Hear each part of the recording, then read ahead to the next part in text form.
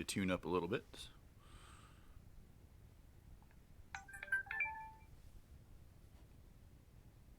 Also need to let Facebook know we're live.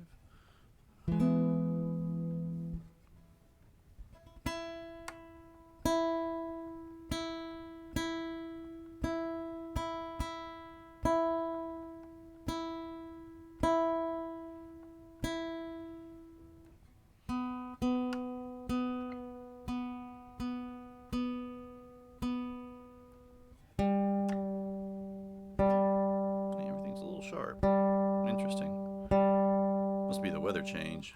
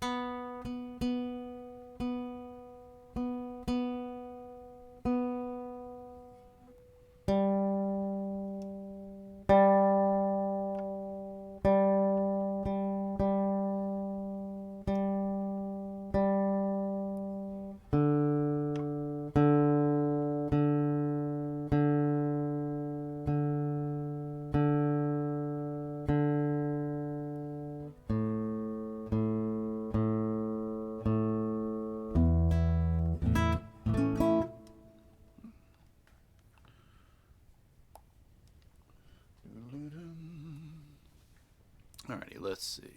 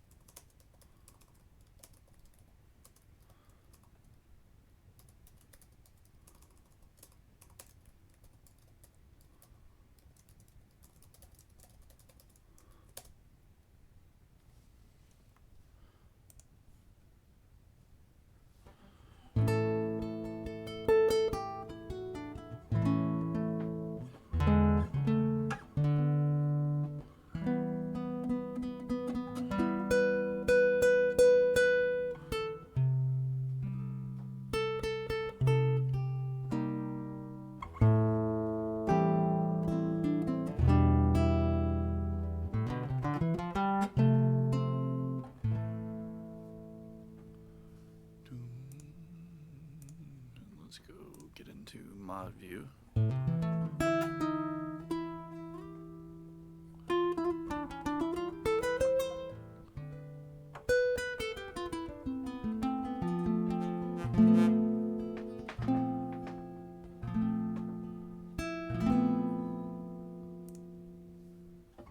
Let's see.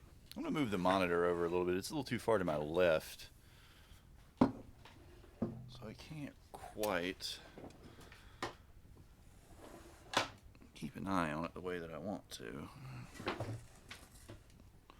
move it this way. That way it's a little closer to the camera, and I don't have to look over quite so far. Doom.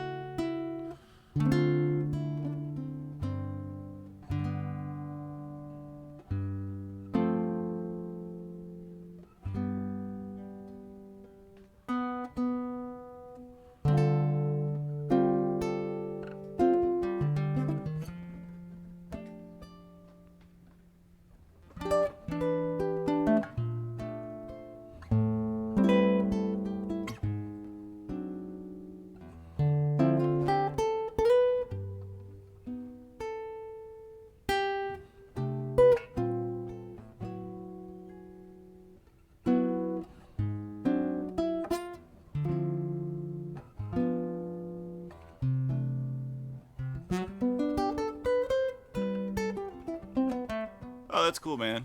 That's no problem. Just glad to have you stop by as always.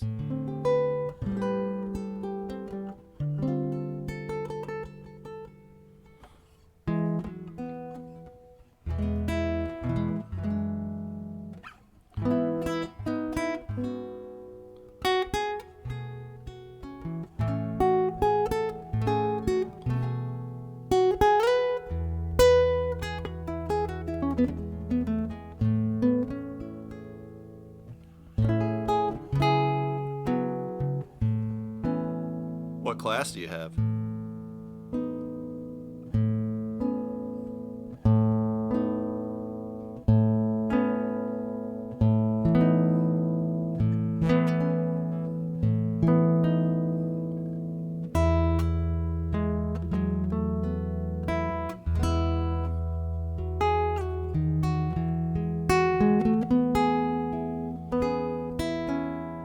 Oh, SQL? Cool. I was at one point certified in SQL, but I haven't kept it up.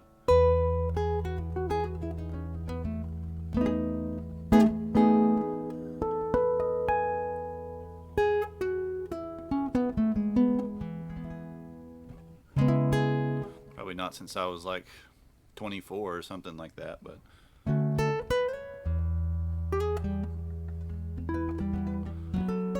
a lot of fun, well, fun stuff you can do with it.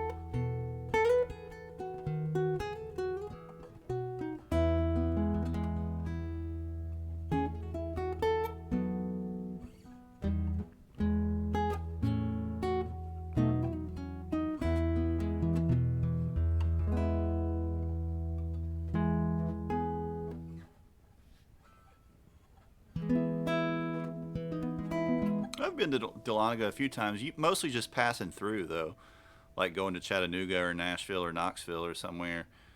Um, Headed to Tennessee or occasionally parts of North Carolina, like the far western corner of North Carolina. There did used to be a really cool music store up that way. I don't know if it's still there though. Hold on, let me see if it still exists. Also, grab some of my music folders here.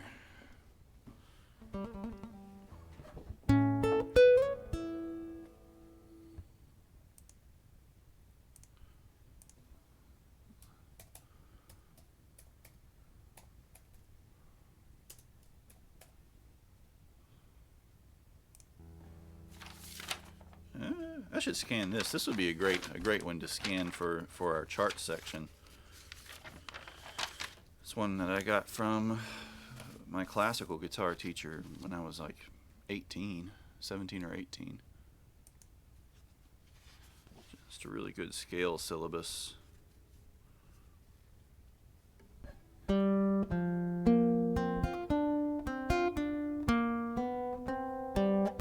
Oh, that's Mussorgsky. That'd be a fun one to transcribe on stream, but that would take quite some time. This is, I think, actually the piano sheet music for it.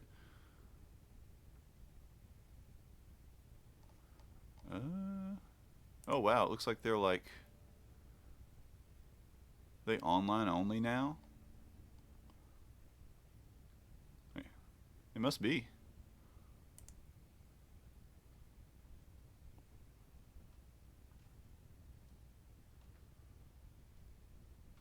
Huh. But if you've ever seen online like that store Humbucker Music, they were somewhere up there. Somewhere around Dahlonega or Rydal or something to that effect. There's a piece of that sheet music. What's this? Oh, this is a cello suite.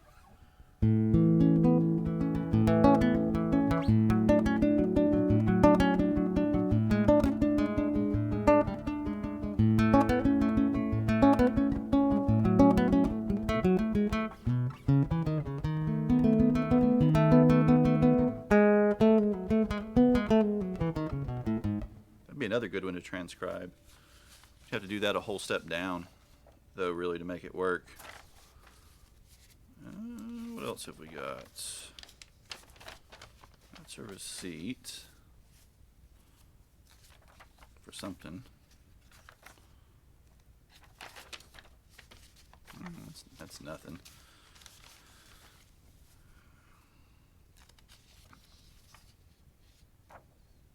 Do a Babbitt square, do some 12-tone composition.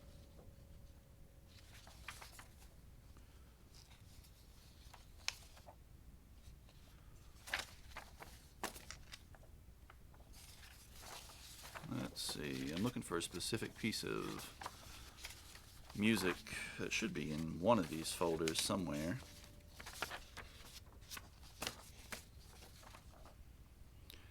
We could also just talk about, like, say, an intro to fingerstyle guitar. I was planning on doing, or kind of specifically walking through Suzanne by Leonard Cohen.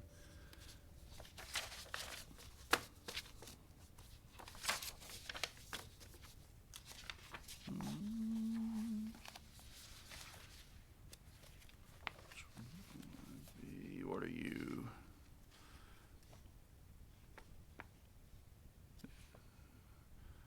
Oh, there's some cool stuff. Let's see.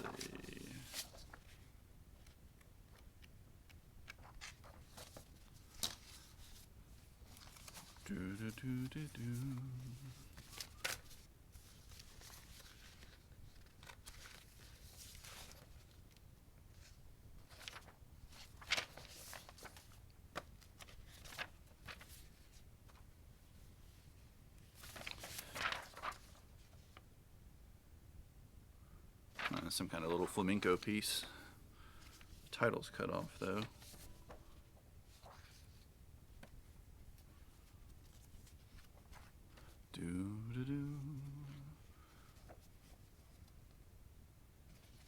Hey, there's some Piazzolla. Like we were talking about with Ofasad the other night.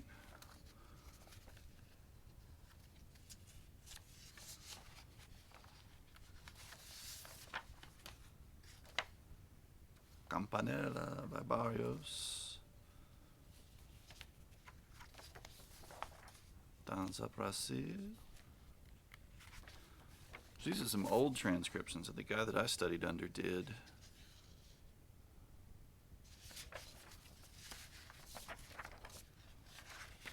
Years and years and years ago. Wow.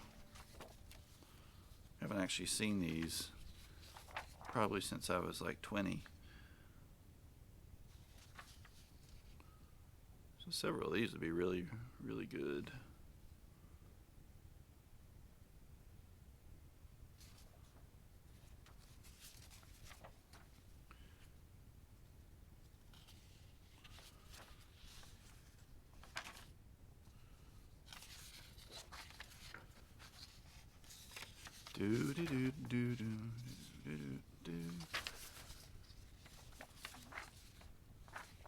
That's more like an exercise.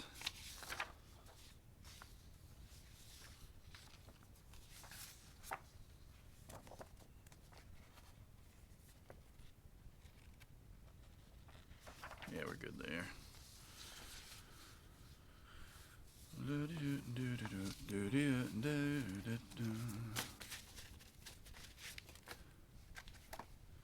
Yeah, it's been a little bit. It has been a little while.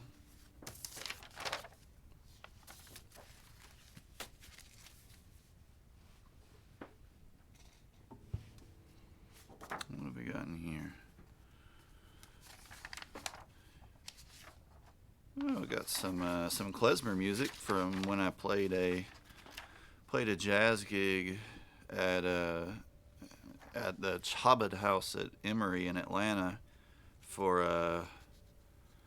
was it Rosh Hashanah? I can't remember if it was Rosh Hashanah or Yom Kippur. One of the big holidays, they had a big party. And so we played a jazz gig there, and then they wanted to know if we could play any klezmer music. So we found some charts for them and played them, and they danced and everything to them. But then in the end they said, well, these aren't technically the songs of our sect, but they'll work. We appreciate the effort.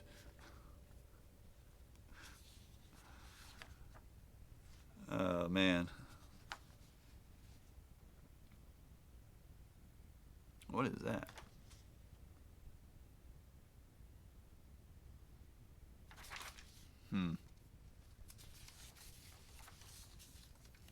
So here's a couple lead sheets for things. Do-do-do-do-do.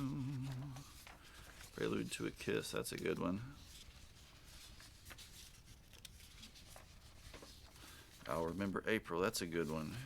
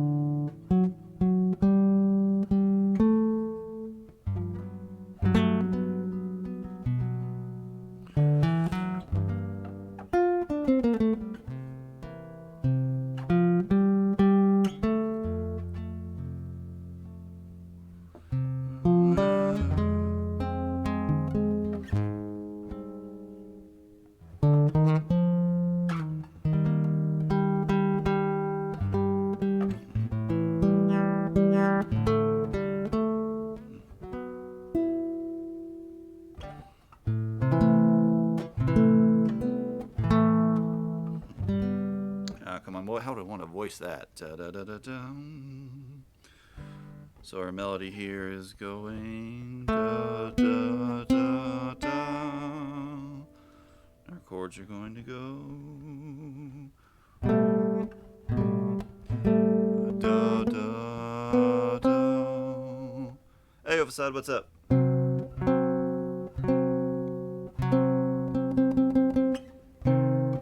Oh, that's an interesting voicing of a D7 flat 9, like a rootless voicing. Ba da da da.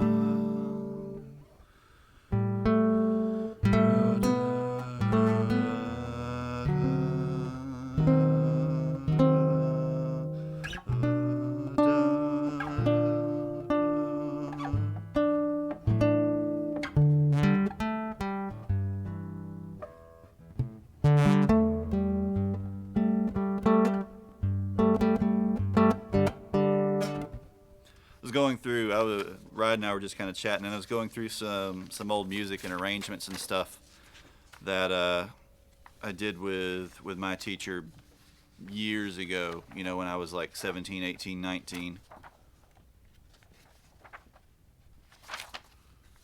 Some really, really, really old music. Found an Astor Piazzolla piece, which would be probably ridiculously hard. Let's see. These look like all folk and bluegrass tunes now. Looks like a little fiddle jig. It's way too small for me to see it though.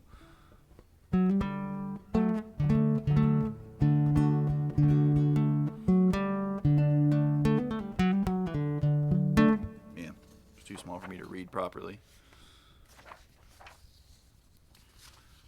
Do do do da da.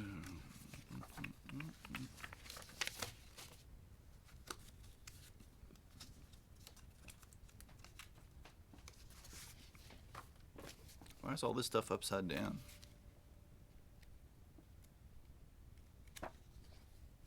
Yeah, it's all bluegrass and American folk music. Need to organize this stuff more.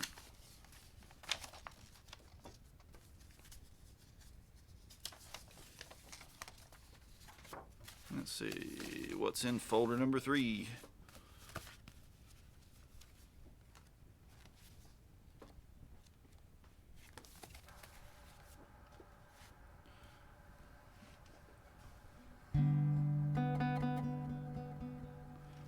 Looks like probably, is this a Carcassi etude? This looks like a Carcassi etude.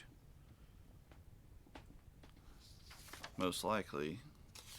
Those would actually be fun things to work through as well. Una limosna por el amor de Dios.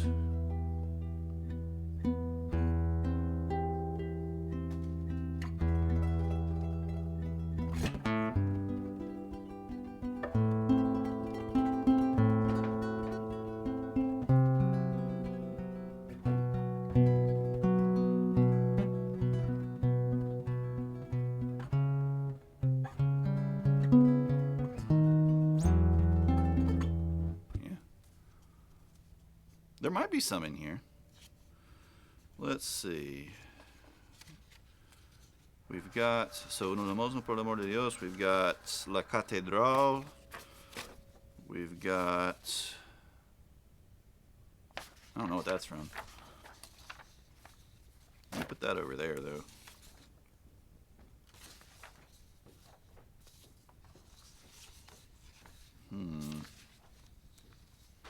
This is part of something, but the pages. Maybe the end of. Okay, so this is somehow out of order. Dum.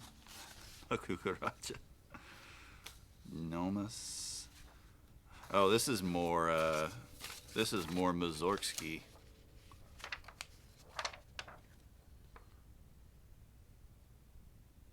This is Las Abejas. That's more Barrios.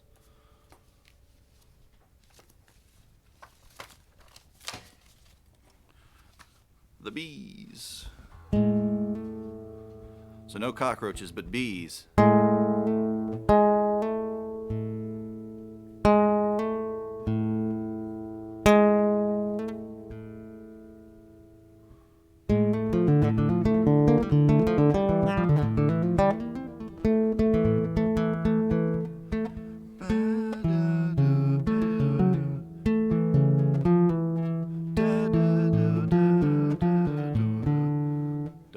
I remember the beginning. All right, so let's see. A F D A F D A.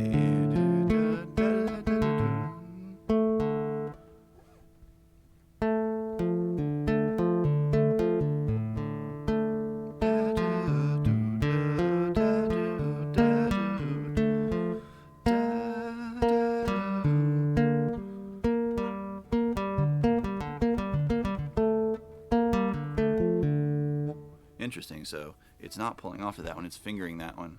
So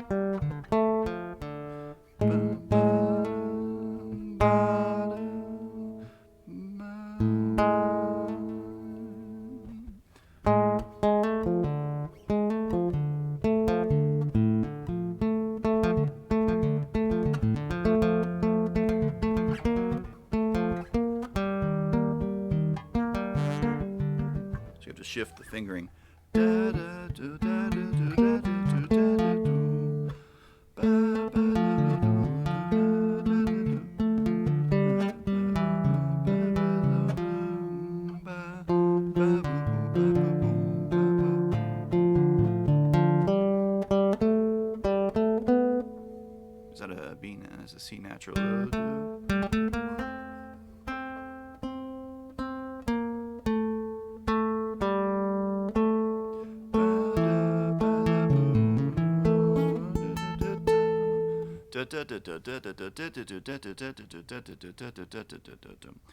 Alright, so got to rework the fingering a little bit.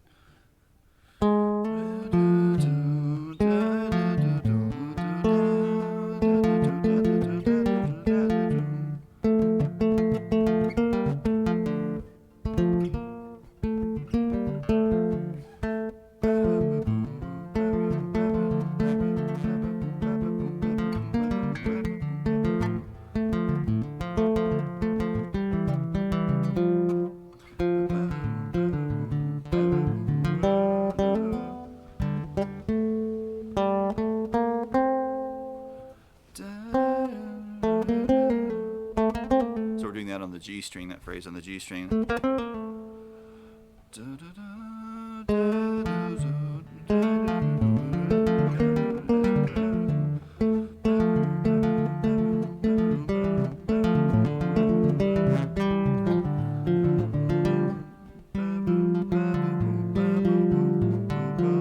Nope. There we go.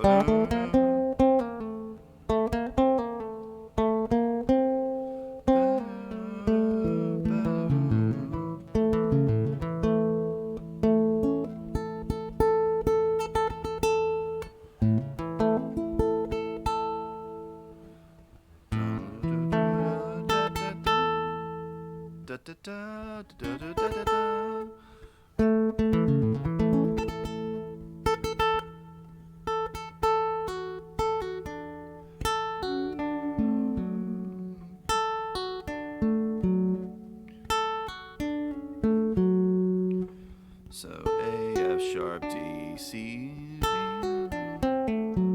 C natural.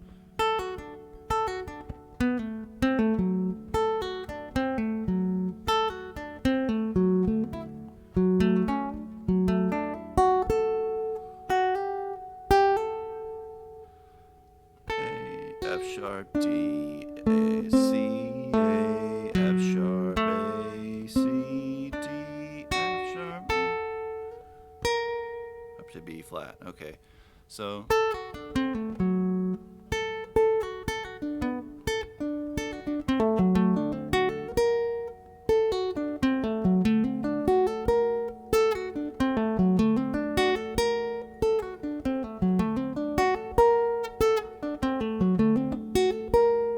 to break it down into like this little single chunk and kind of work out the measure, like the little chord shape this is operating out of. So it's operating essentially out of like a D7 type shape, and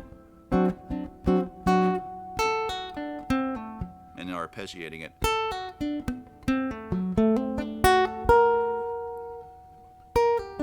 Then into a G minor.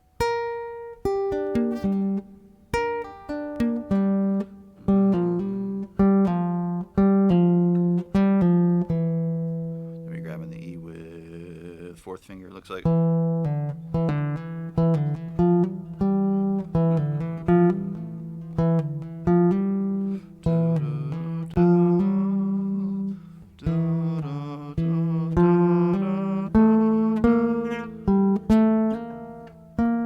Then shifting up a half step. Okay, so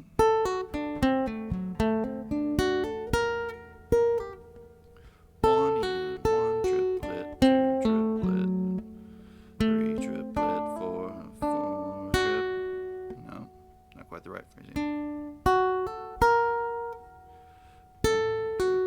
One and a two and a three and a four and a one and a two and there we go. Two and a three and a four and a one.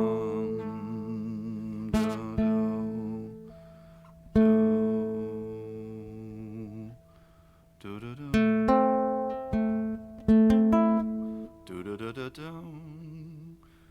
So then A, C sharp, E, G, A.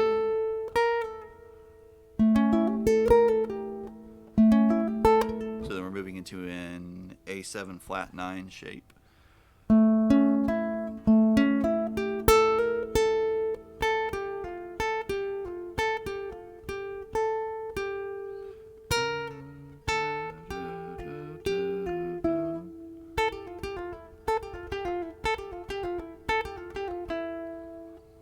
So.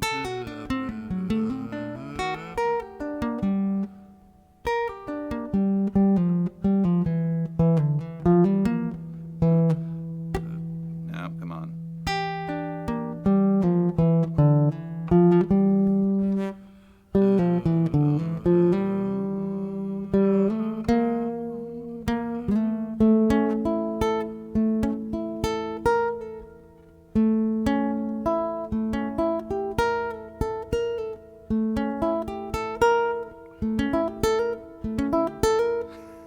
Cheating.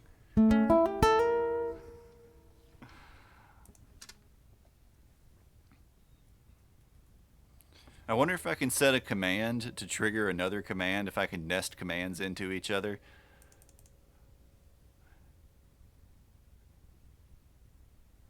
And then make the pick command summon the no pick command, which then says fingers. Something incredibly dorky like that. Da-dum.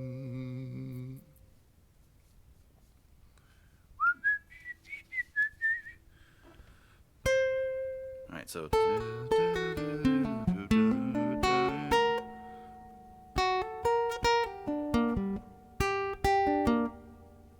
One and a two and a three and a four and a one and a two and a three and four and a one and a one and a two and a three and a four and a.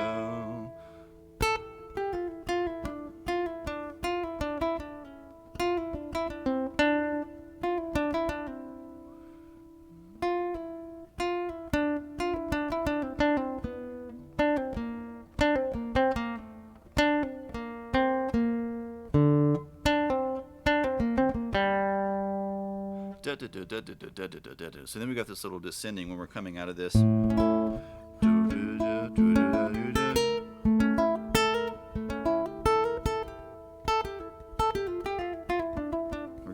got a diminuendo as well, so we're gradually getting softer.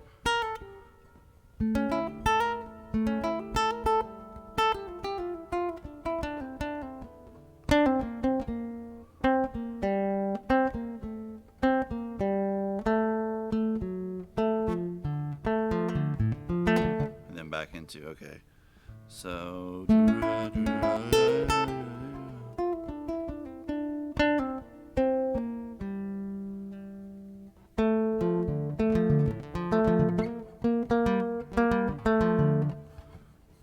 you're repeating the same thing.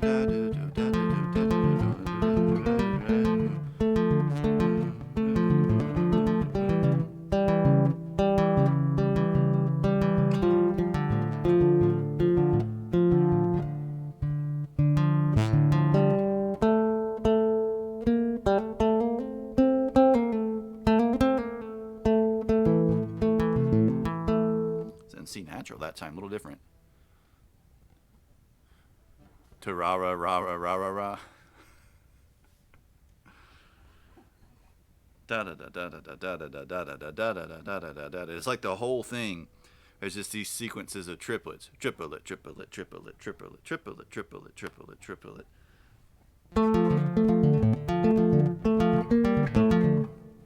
Let's update the title. Let's put that in the title.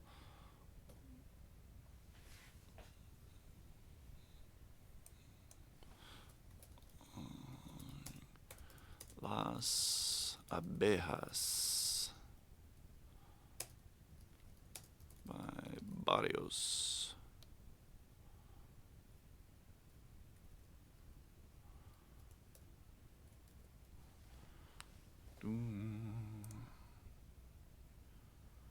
Yeah, this is one of the first songs that my teacher ever gave me when I started with him when I was like 16, and I probably haven't seen it since I was like 18.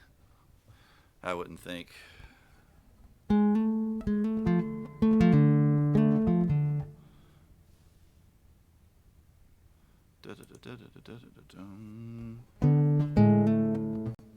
So let's see where.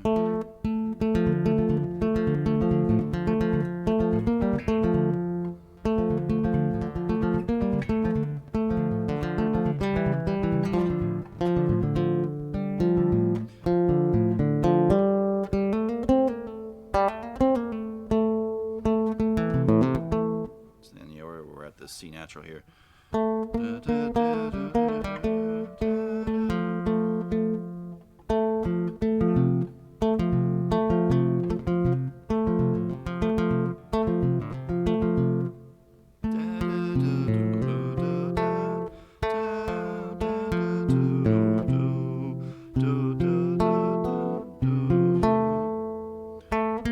Let me shift up, okay.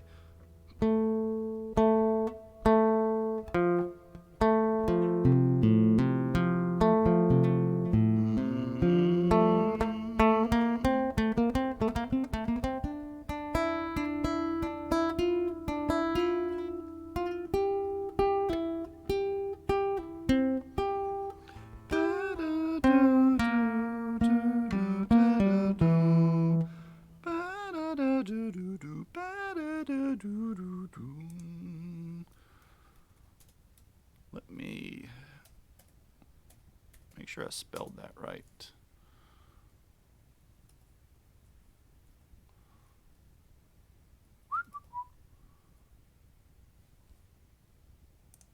I did put los, right? Not los. Yeah, okay. Alright, let's see.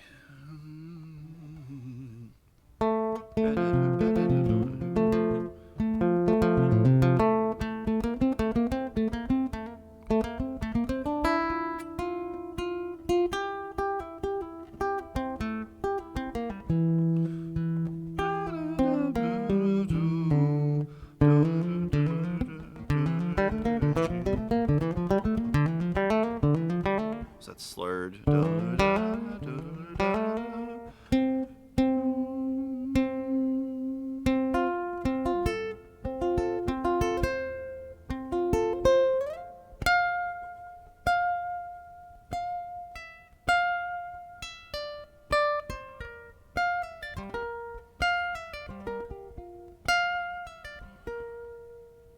So F,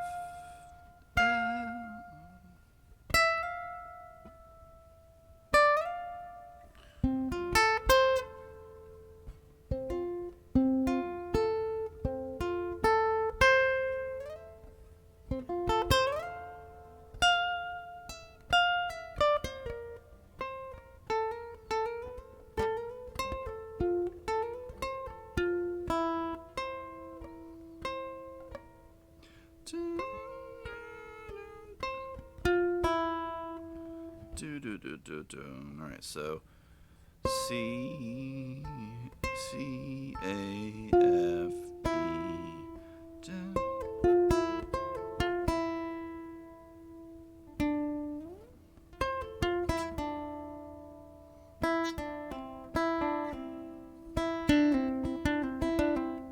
So where are we going to finger that? Here, I'll check it out.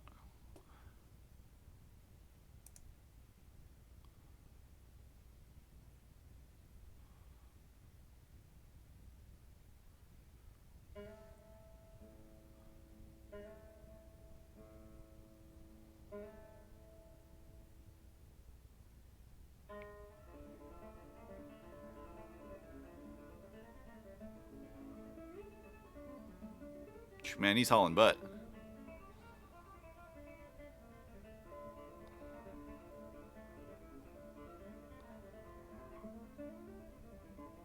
He's playing really fast.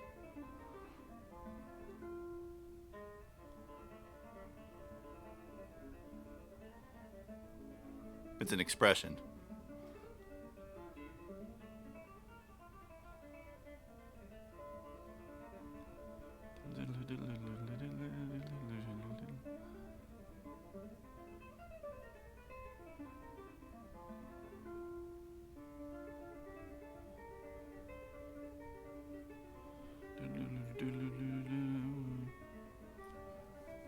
Let's see. The question is, where's the second half? Oh,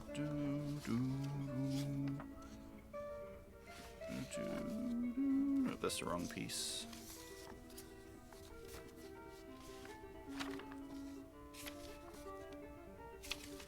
Well, where'd it go? The chord part's in here somewhere.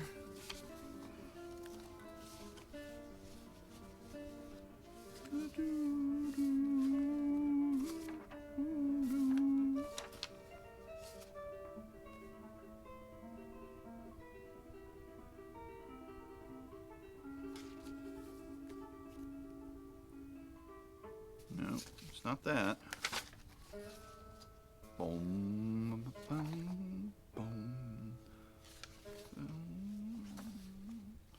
Let's see. Let's try to get all. Let's put all the barrios together too.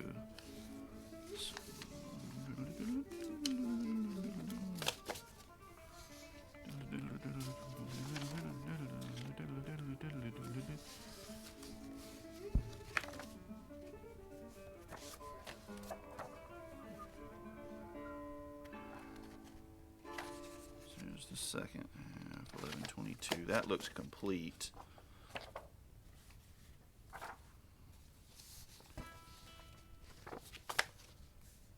What do you go to? Okay, here's part of it.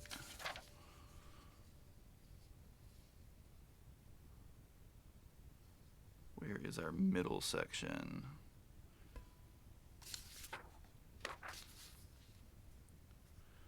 There's our ending. All right, so there we go. That should be our middle section.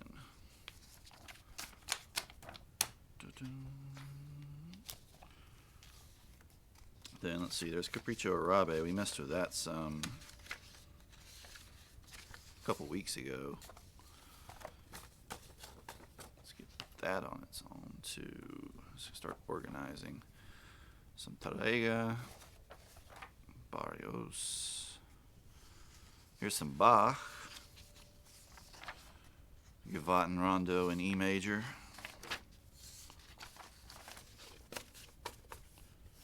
So we'll put that way. Here's some more Bach. This is the D minor prelude. This was probably in C originally for the lute. Some Villalobos.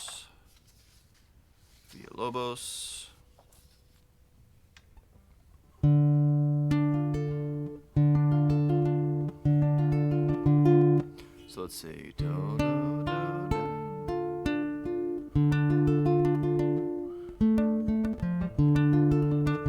How do we want to finger that?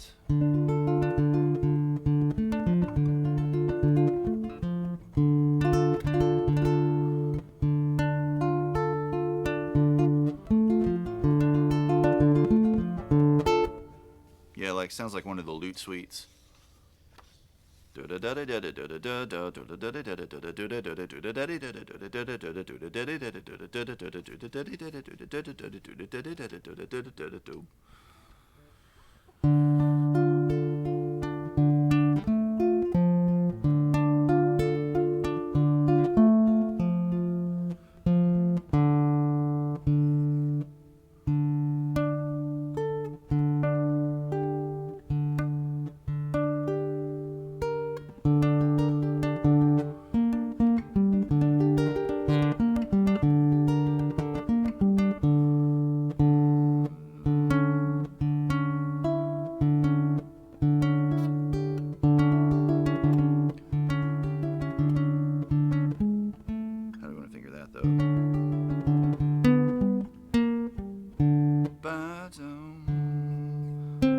So let's see, we want that for the C sharp, that for the E, that for the G.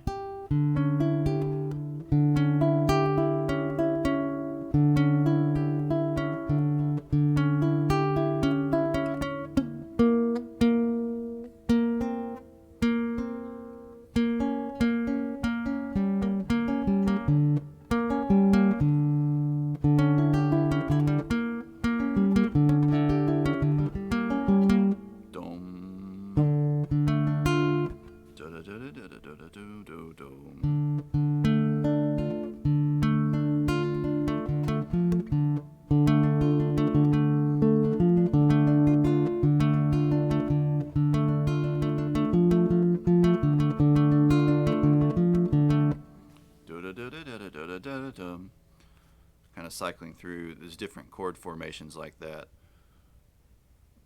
Looks like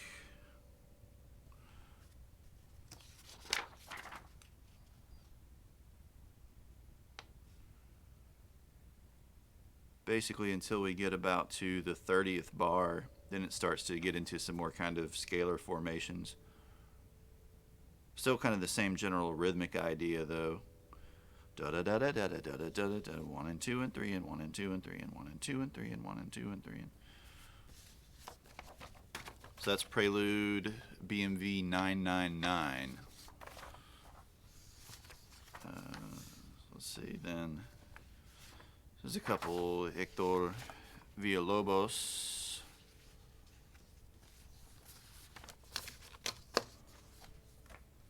And what else do we have? Let's see, some Rolandians.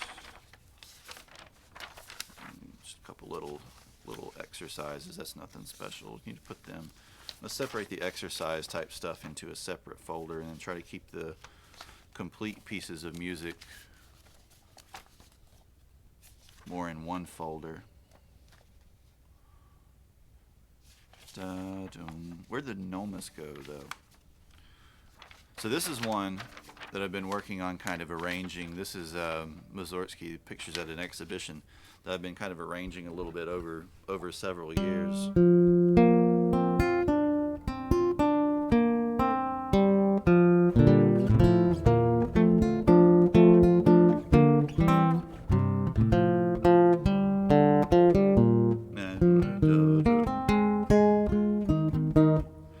Transcribing this piano arrangement to the guitar, it gets pretty rough when you start to get into the really dense chords. So I've been kind of hung up on trying to work out ideal fingerings for those. Once we start to get right about here,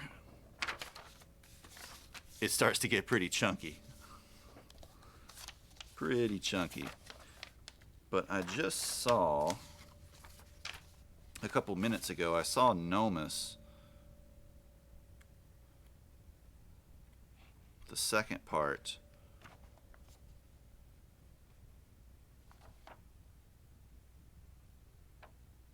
But I can't find it. Let's see. So there's the third part when it comes back to the promenade. Someone, there's Nomus, there we go. Yamashita, Kazuhito Yamashita, I believe, did a guitar arrangement of it, but basically only he can play it. Because it uses crazy stuff like pinky tremolo. And some really wild techniques that pretty much only he could do.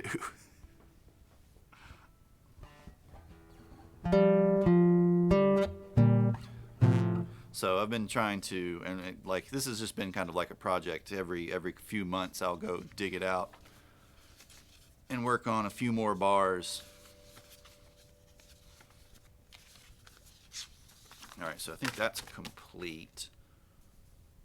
So let's keep it all together.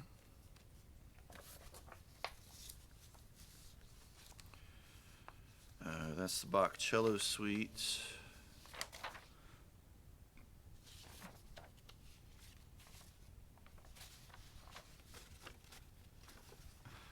Man, and hold on, let me see. If you've never seen his version, there's a really low quality video from like the 80s or 90s of him performing it. And even with the terrible quality, it is insane. Just completely nuts. Let me see if I can find it. I'll put it in the Discord.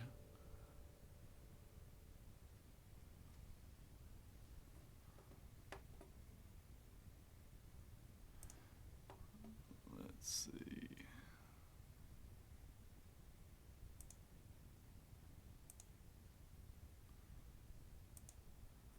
YouTube.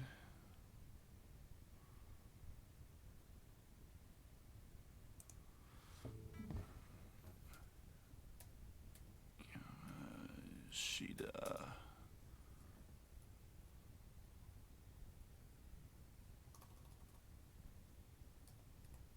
Pictures at an exhibition.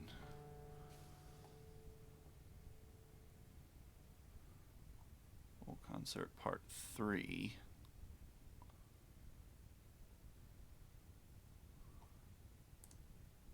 Let me see if this is it. This looks like it.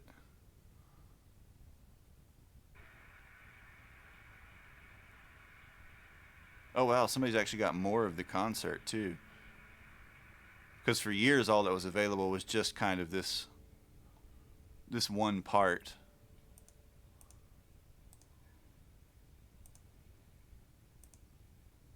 Well, that's awesome. I'll have to watch all of it later. It looks like they've restored the video too compared to the one that used to be on the internet. I mean, it's still not amazing, but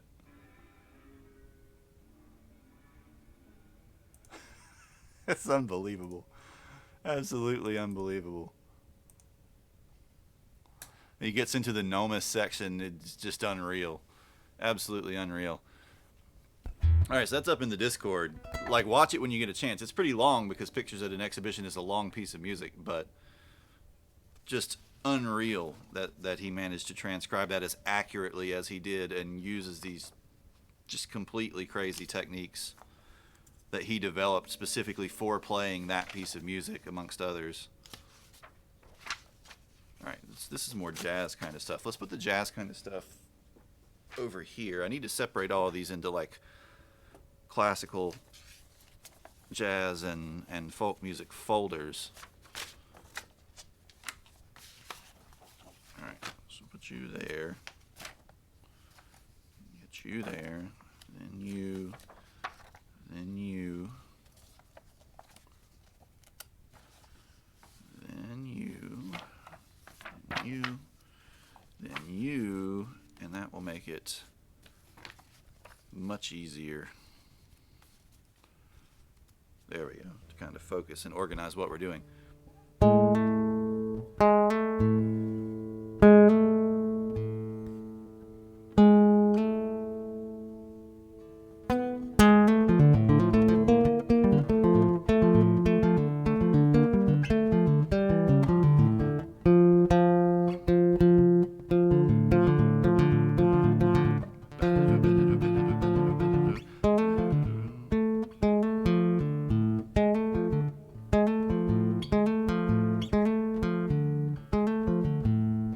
To pull off instead of playing the D with my pinky. I want to pull off to it that way.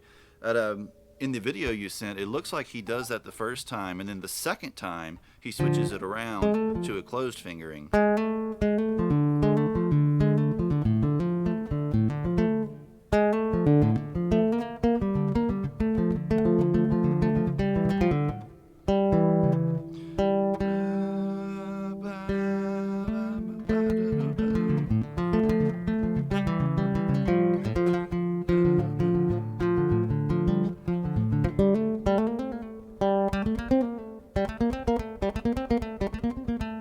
Slur that either. Want to articulate that.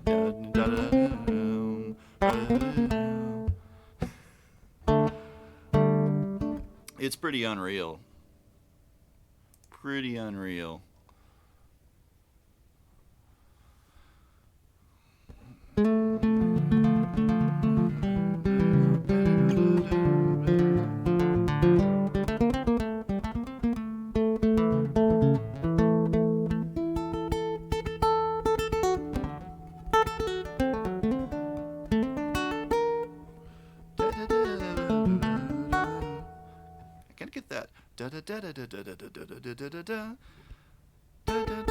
So we're coming out of.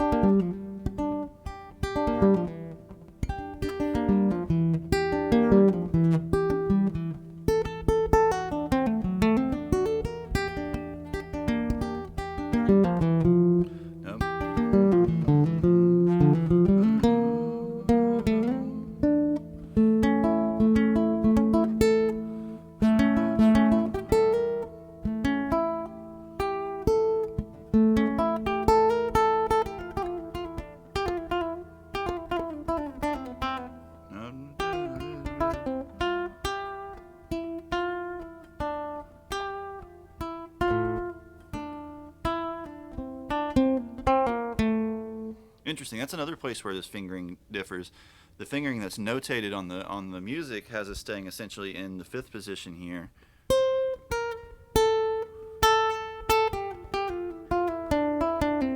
But it looks like when in the video you sent that he's kind of shifting down a lot more. He's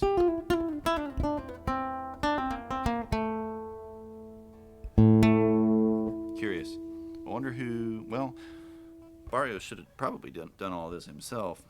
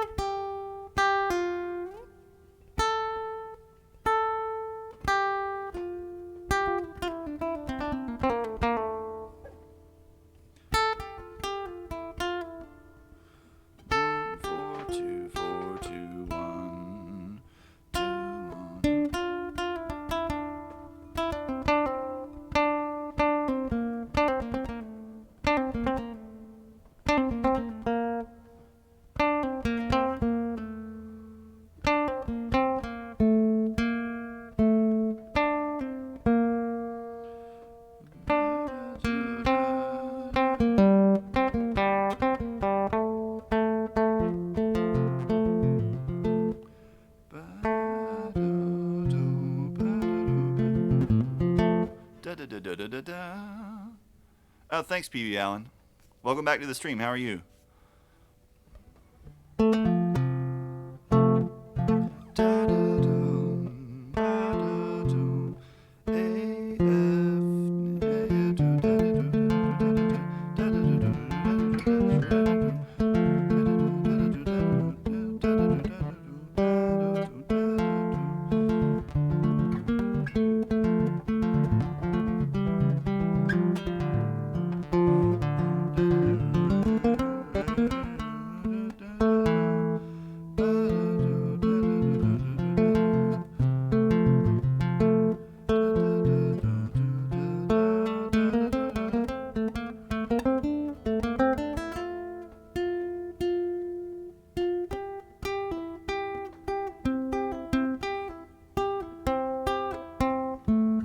It's really weird when you shift, like with the amplified sound in the room. I have the guitar running from the direct out on the amp into the interface here, so you guys are basically mostly hearing that.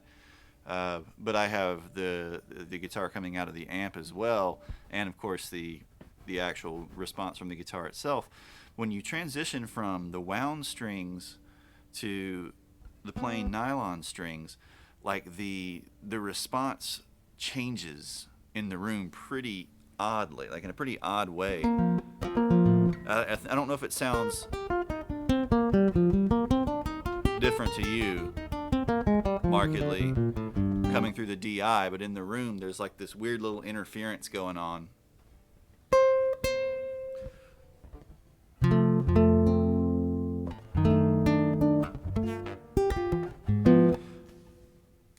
I'm doing relatively well. I can't complain too much. But yeah, this focus on something more chill is definitely something that I think a lot of us kind of need at the moment.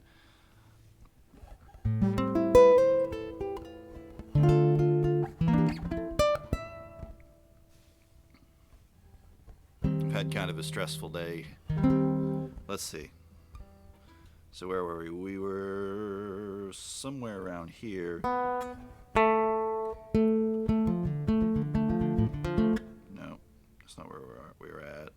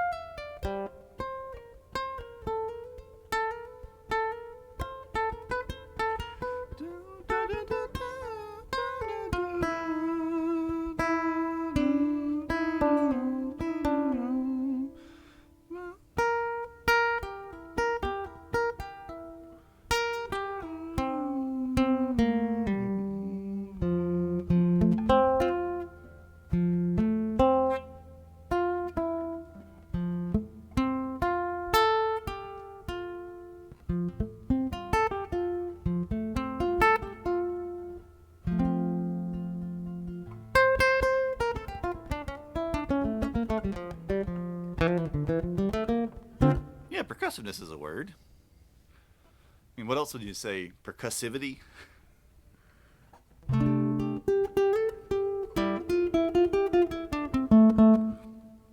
Like, I don't know. I mean, it's probably just because of the windings on the string, and maybe even the angle of like the amp coming towards the guitar. Like, I might need to turn it away slightly. But when I change to the wound strings, like there's a lot more overtone, and like the resonance is a little more aggressive. Wish I knew what these two knobs did, though. I can't find the manual for this particular preamp anywhere. And you can hear slight changes when you turn them, but I don't know specifically what they're doing, which makes them difficult to use beyond like, well, that sounds slightly better. Like this one seems to be some kind of like high pass filter.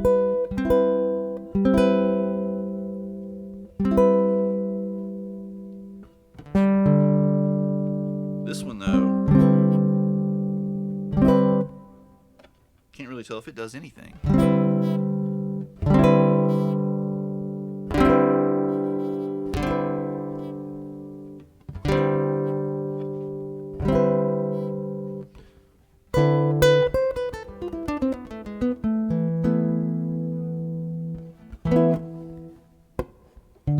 But right now I have the EQ, which are these sliders, set basically flat. So these might only interact with the EQ in more extreme settings if there's some kind of notch filters or something. All right, let's see. So we were just working on kind of like or playing through the last bar of the first section. So where were we? Da-da-dum.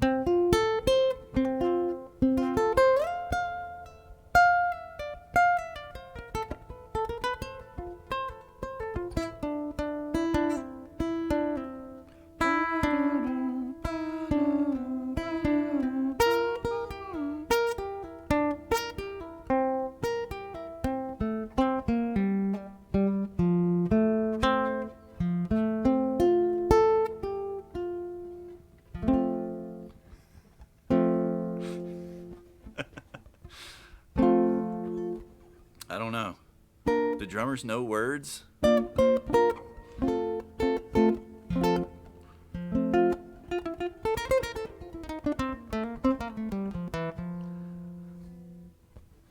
So.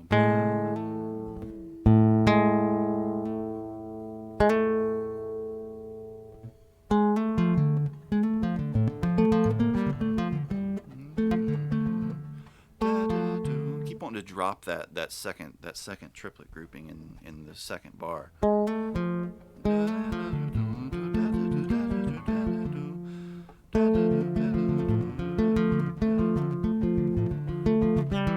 There we go.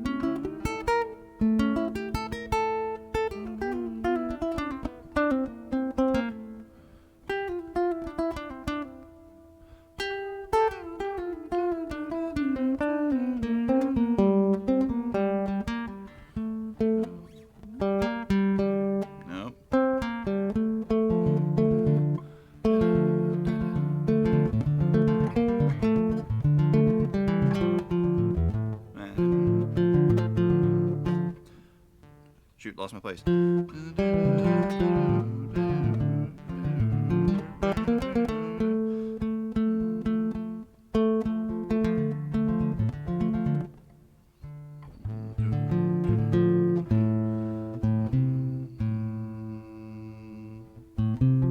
Shoot.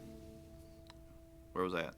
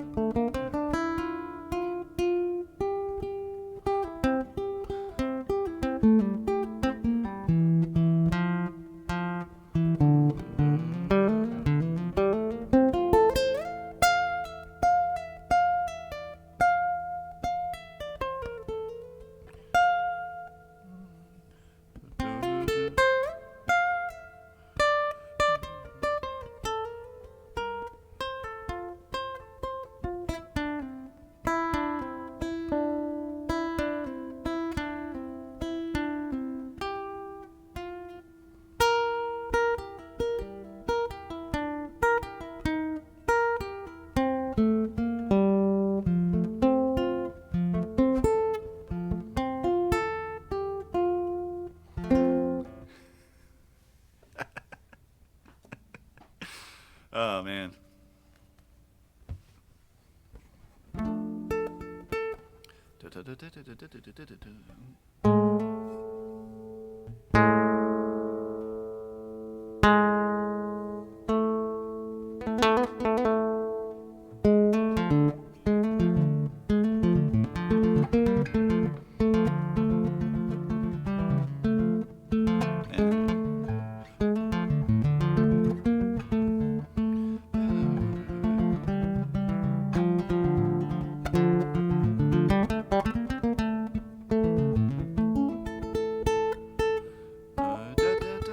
Keep wanting to add in like an extra little da da da da instead of just da da da.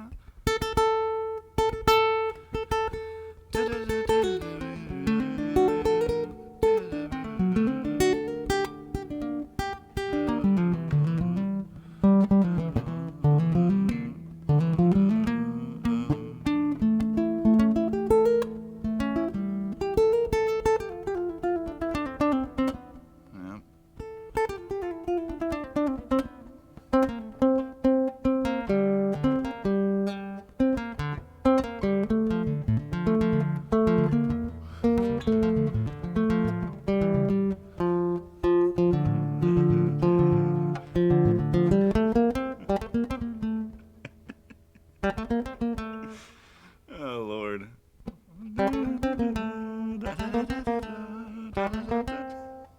Where am I at now?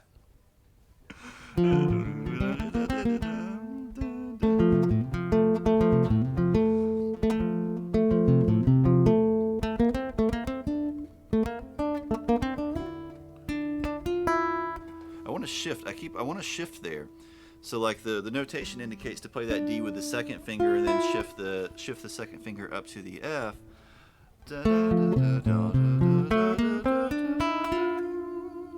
But I really want to squeeze shift up.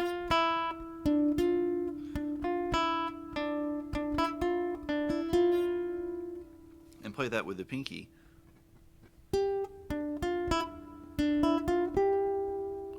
And then lateral shift up that way. Ba-dum chick.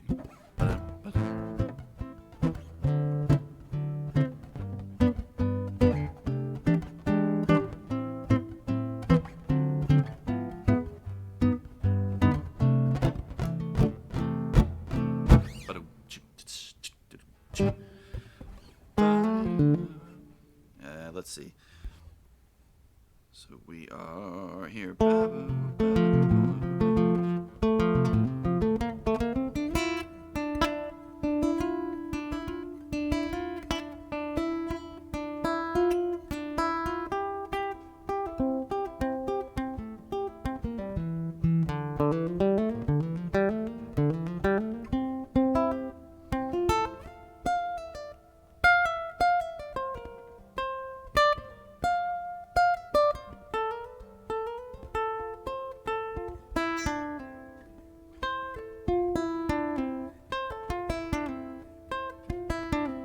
Get that smooth too.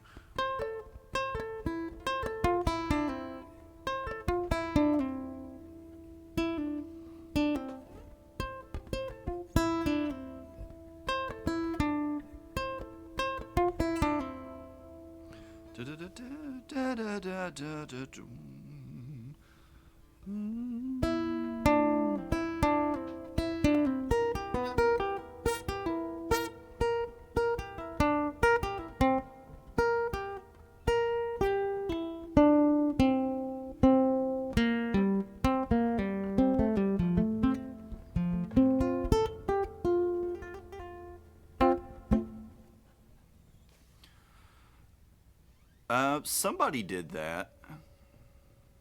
What was the name?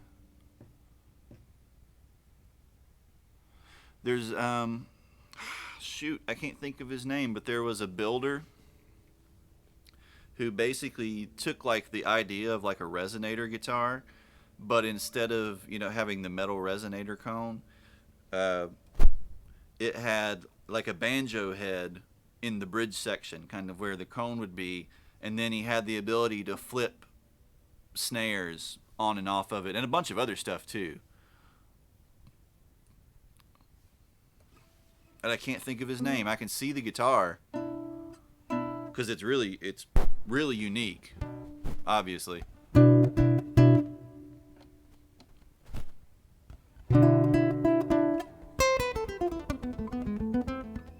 It was based on somebody, some company did that back in like the 20s or 30s. You know, did with like the banjo head inset into the guitar, and then this guy kind of made a really fancy or really elaborate version of it. Really, really twangy and bright. I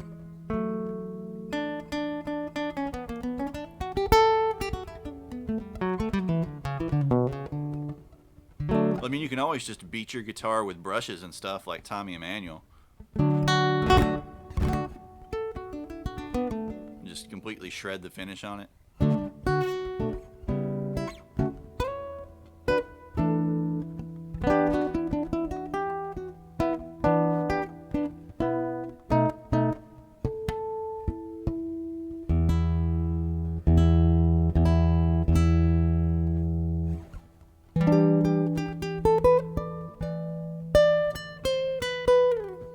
So let's see, we were at that kind of ending section, working on the ending section.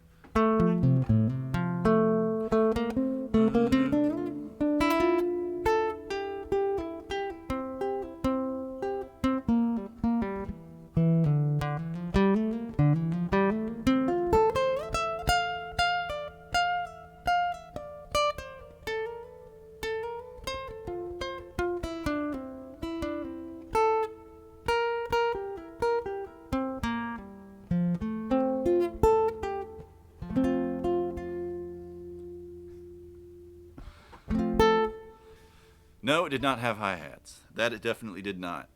It had snares. It had like different types of transducers and pickups on it. You know, so it had like piezo type pickups and like one of those weird pressure pad type pickups like you see on people use on cellos and violins sometimes.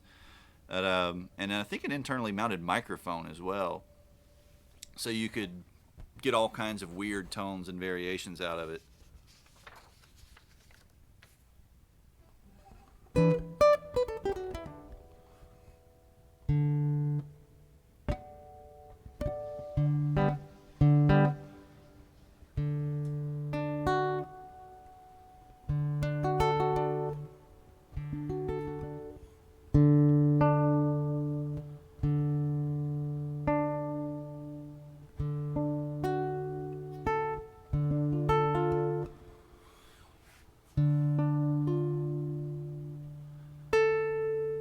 Your guitar is getting more and more practical the longer you go on.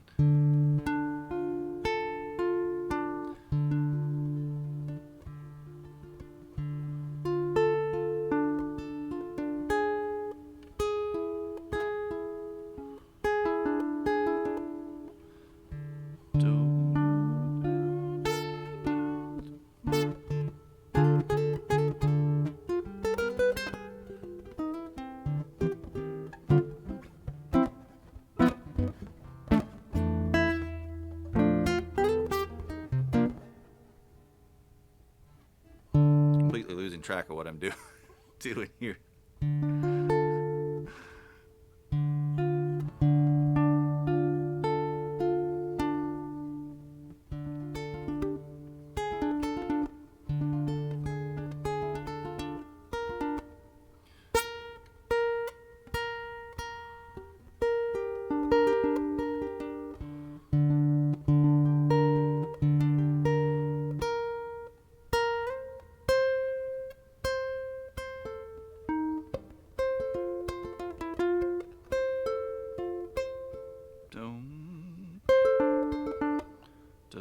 So let's see, we have this shape.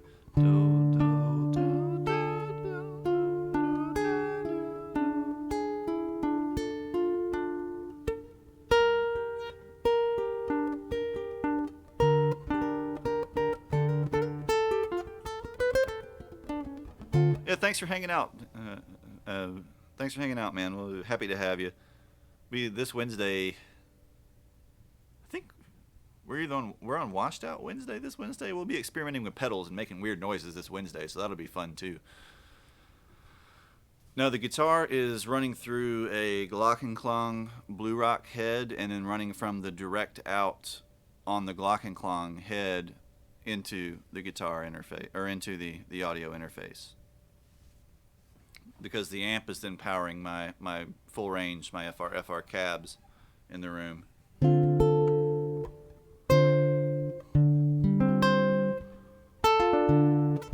So I'm using that basically for monitoring in the room, and then you guys should just be hearing the sound of the guitar through the amp's preamp and direct out, which is a very, very, very clean kind of signal.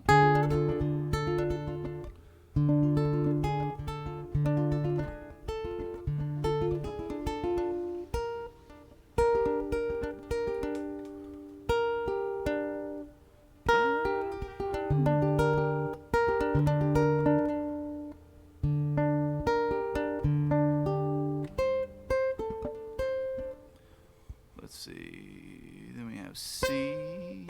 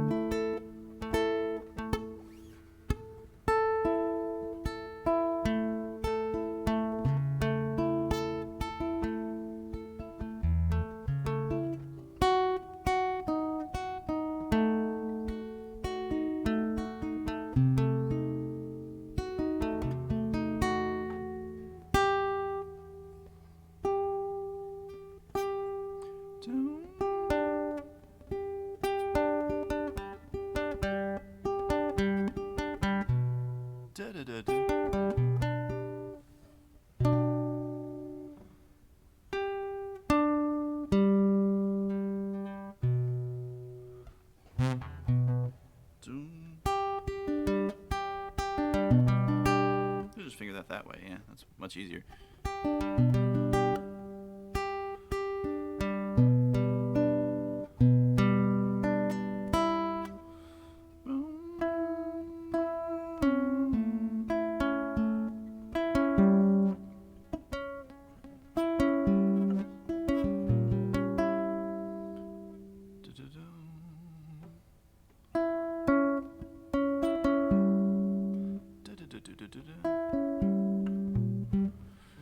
Yeah, one of them has chorus and the other one has delay. So like the Session Man, I think we usually use, I think the one I have is the 10, right? 10's the one with distortion and chorus.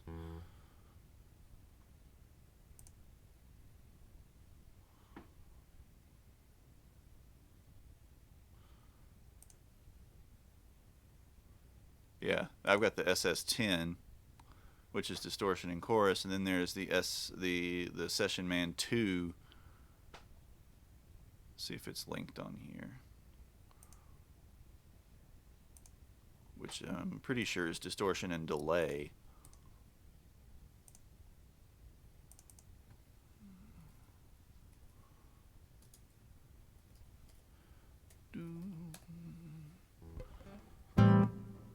Yeah, the SS20 is delay and distortion. One of the cool things about them is they actually both, you know, on the surface they have like a gain, tone, and volume for the distortion or for the drive section. And then they usually just have a level for the second effect. But underneath the foot switch, there are actually little mini pots. If you pop the foot switch open, there are mini pots that control the parameters, the rest of the parameters for the other circuit. So there's like depth and speed for the chorus, and then delay time and feedback, I think, for the delay on the SS20. So a lot of people don't realize that. They're kind of like tucked under a little corner in the foot switch compartment, the battery compartment. So let's see.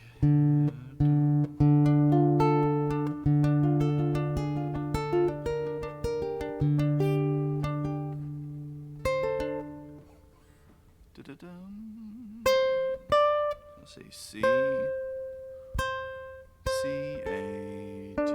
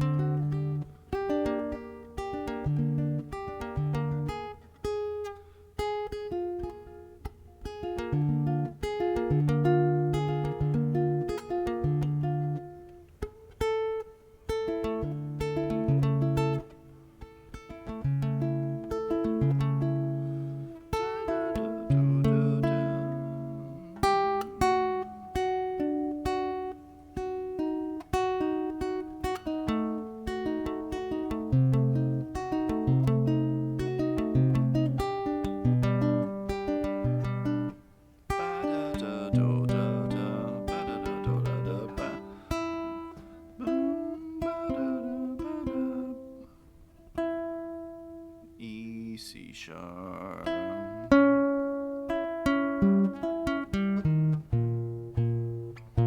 Third finger doesn't make sense for the B flat there.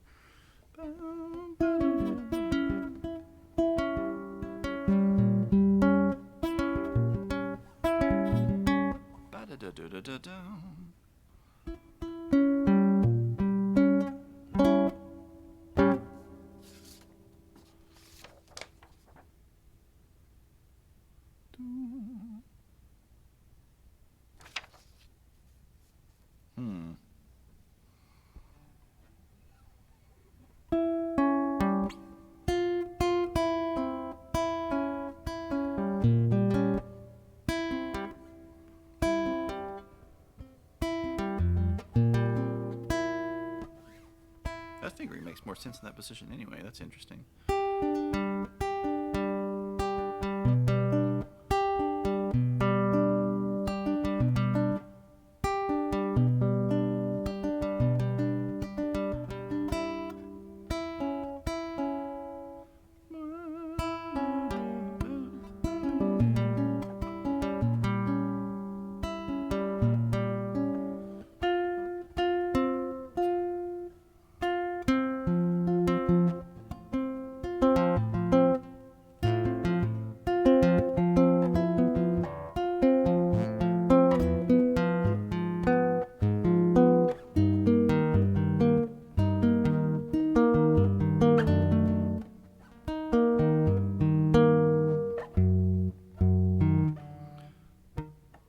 What's the right fingering for this though?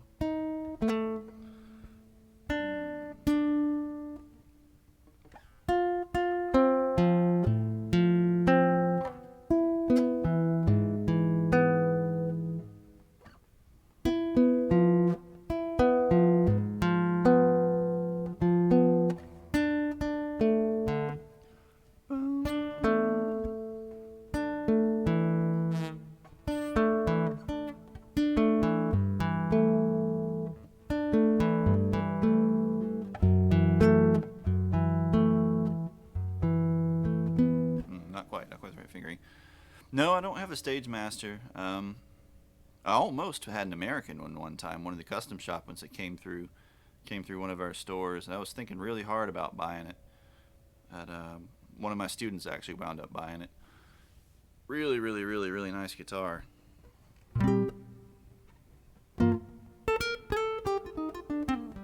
Hey Priest, what's up? How are you? You found a new album that you like?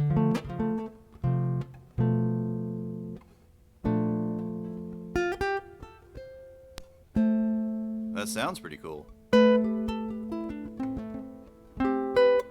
Oh, there's a lot of stuff. One of my absolute favorite composers is a guy named William Basinski. whose most famous piece probably is one called the Disintegration Loops, which is essentially like a sequence of tape loops.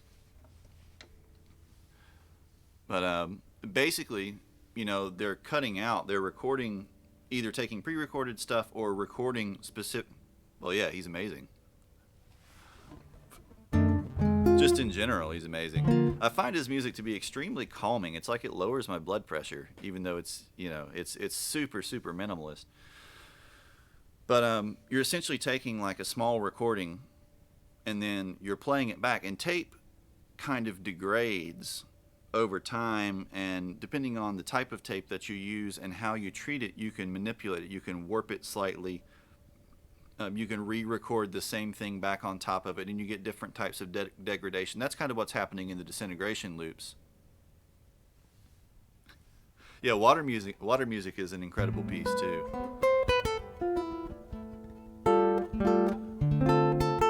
It's not depressing.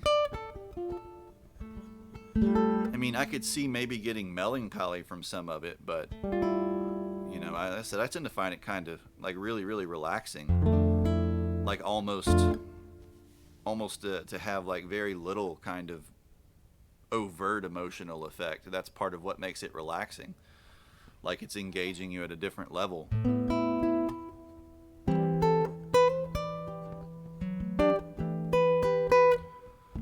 But anyways, they're depending on the types of interfaces that you're using. There's a ton of ways to manipulate tape loops, and do all kinds of weird stuff with them. And there's a lot of software and pedals that kind of emulate tape looping. Like the David Rollo Stamen pedal. I think he's from Belgium. Is essentially meant to be like kind of a live tape looping pedal. It's all digital, but it essentially emulates kind of some of the process that you would use, the way that you would approach tape looping.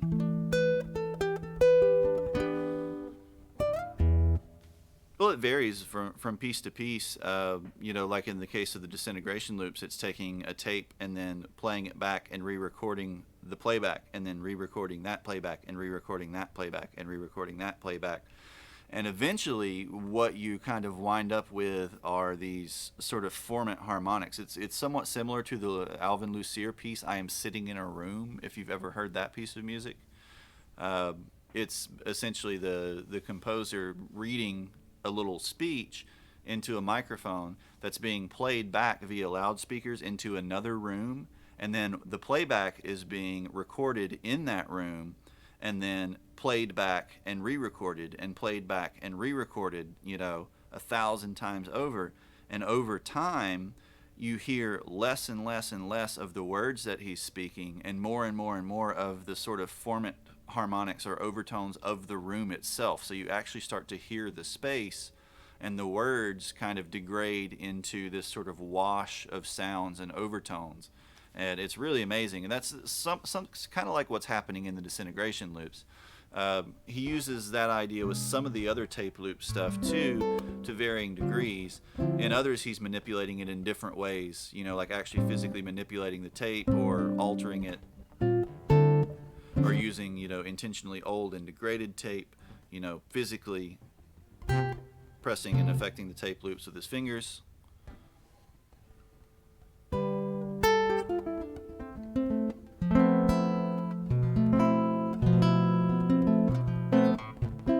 But you'd have to look into each individual piece, because that's one of the cool things about him, is that he has all these related but kind of different approaches to creating these really long and immersive kind of soundscapes.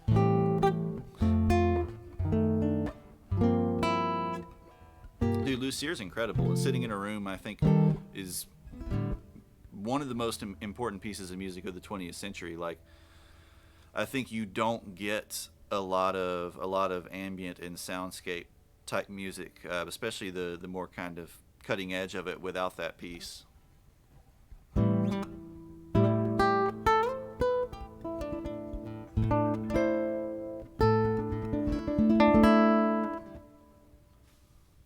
Yeah, I have. I think I even have. Hold on, let me find my YouTube. I think I have one of the low seal things saved in my in like my favorite videos.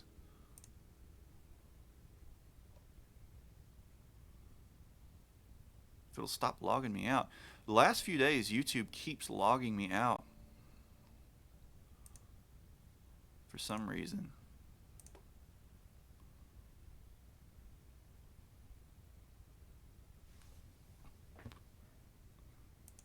I've never made a playlist before. I should do that. That'd be a cool thing to do in the Discord, is to share playlists. Stuff. Which one is it? The Plume album? The one with the smokestack on it?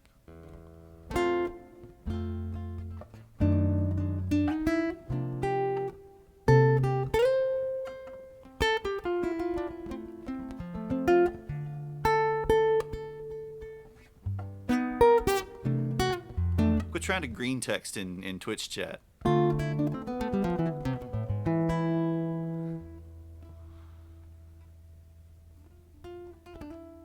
Implying.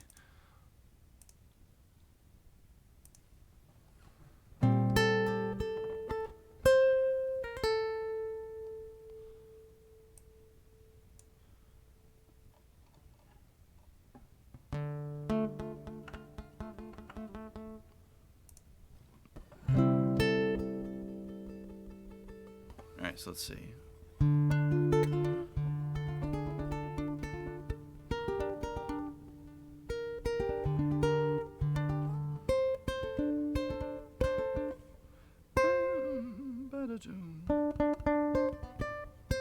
See battle.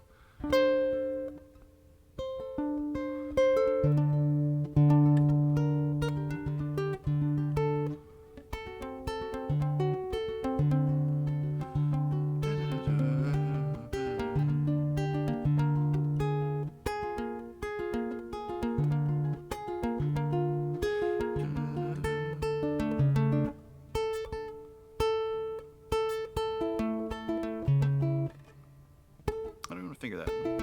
There we go.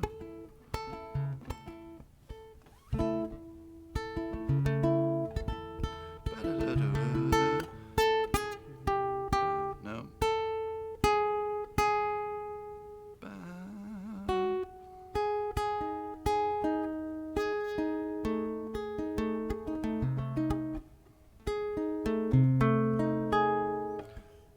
No. There we go. Diminished chord.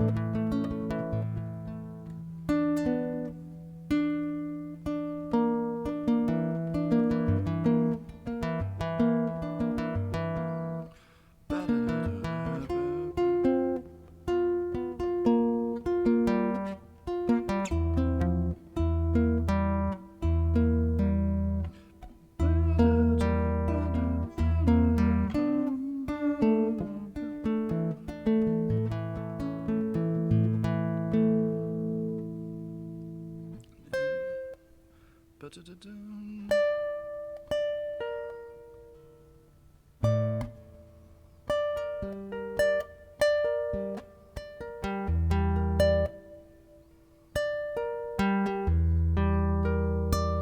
Da-da-da-do-do-do.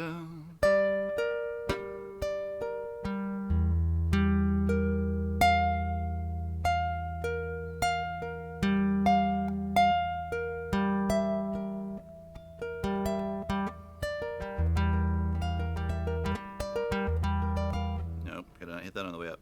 Triple. Da-da-da-da-da-da.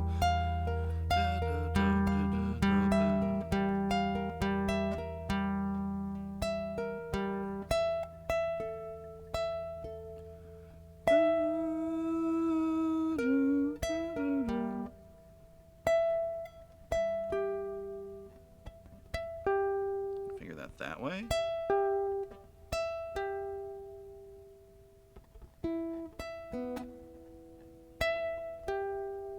No, we definitely don't want to think of that way.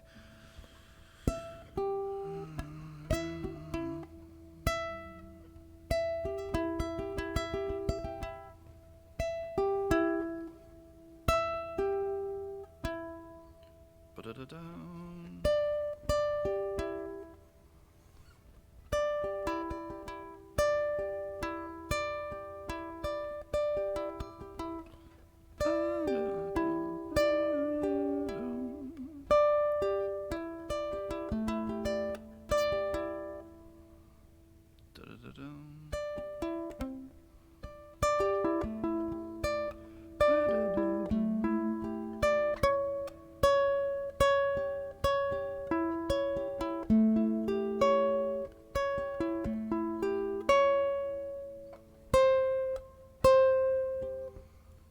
Then C natural.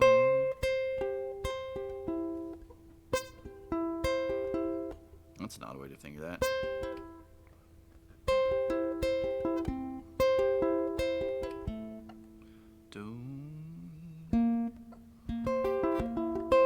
Yeah, why would you think of that way?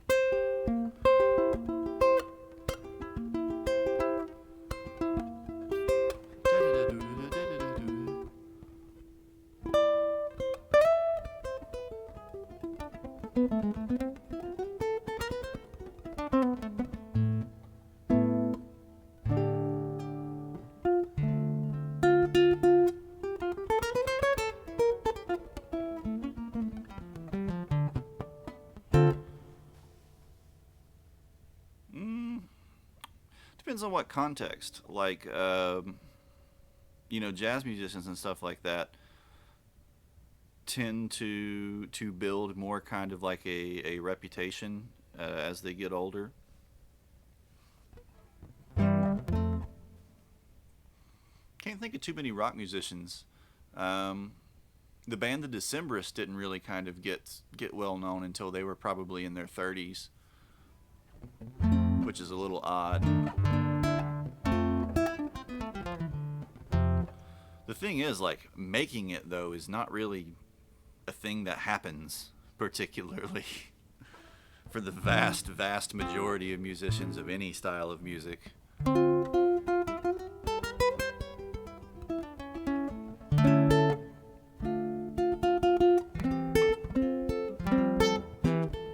But I mean, there have been plenty of people in other fields, in creative fields in particular, artists and writers and whatnot, that didn't really find success until they were much older. In the case of artists in particular, until they were dead. But I mean, I think the ultimate thing is that you don't really do it for the audience as such. You do it because you're compelled to do it by whatever force.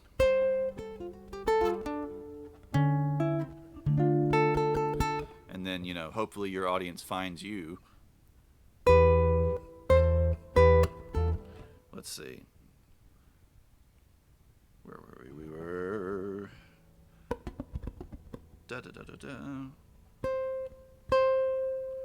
So let's see.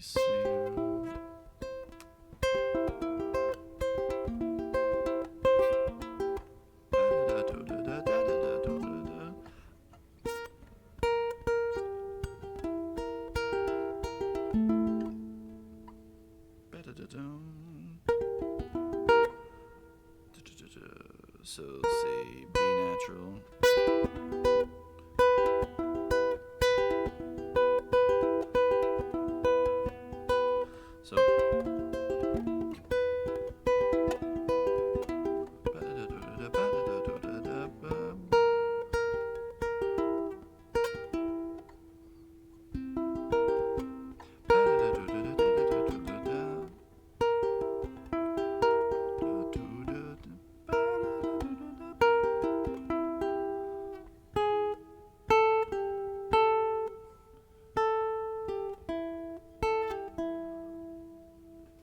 So we're gonna do 1, 2.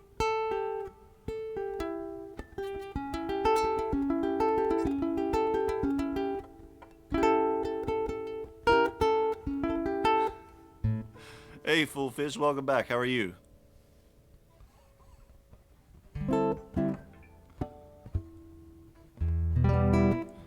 We wound up doing, I think we wound up doing the whole song, dude. We even did the solos and stuff.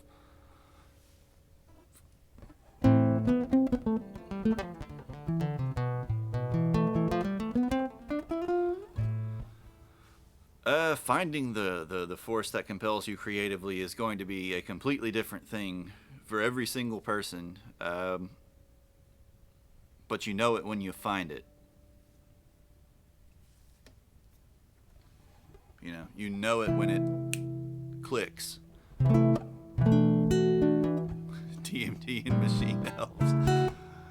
I mean, that might help, but then again, I mean, that may not be the force that compels you. That may be the force that compels your daemon.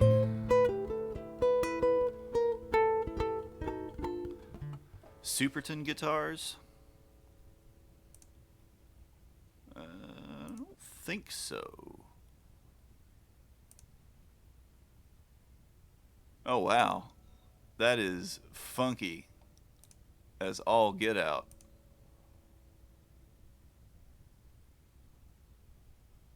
It's like a weird mashup of like those Italian eco guitars and then the weird Soviet guitars. Man, that's strange.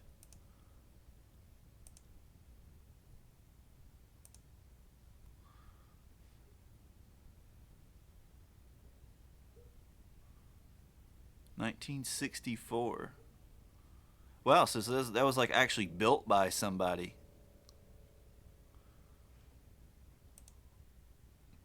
Not just like a weird like factory Japanese guitar or something. Let's see if I can find another one. Superton guitars.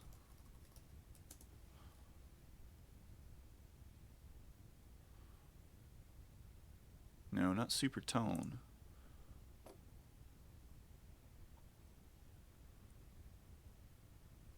Let's see.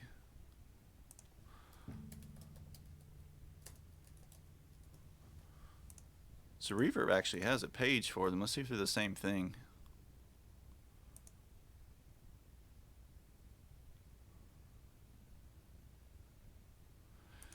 Ever spoken to a machine elf? No, I've never done DMT. I've never seen, anytime I've done any sort of thing related though, I've never really seen like beings, sentient beings or any such.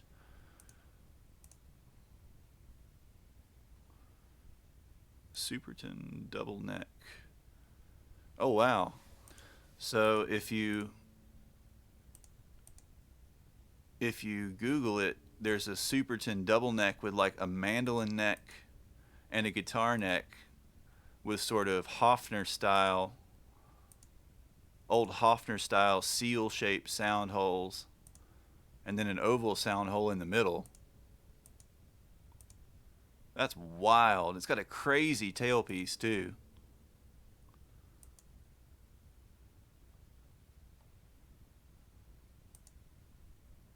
You got a conjoined, the headstock is conjoined at the top, like a conjoined twin or something bizarre. That's crazy.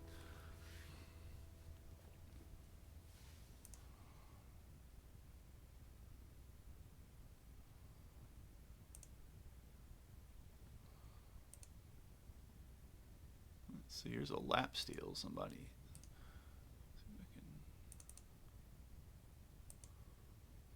Is that the same brand?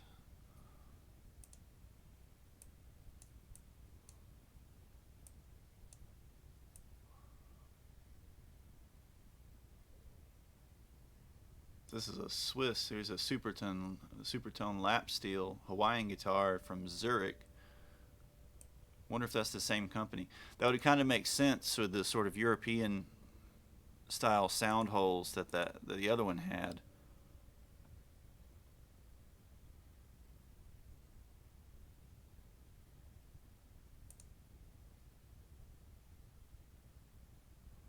I'll have to do some research into that. That's pretty cool.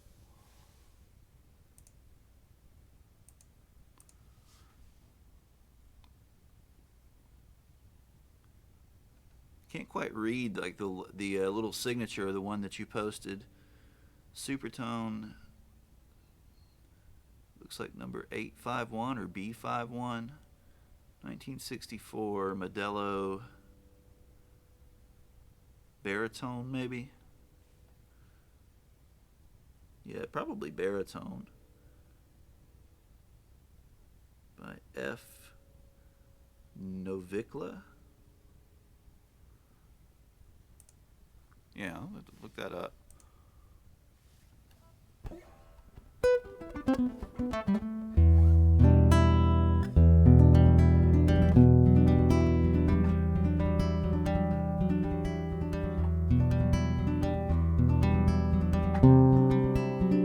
Oh, there's another one with like the same body shape.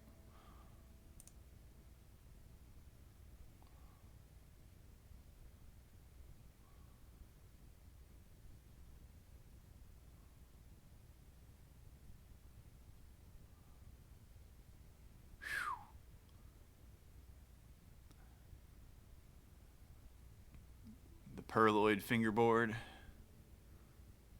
That's actually got a lot of figure in the back too. A lot of sort of flame in the maple.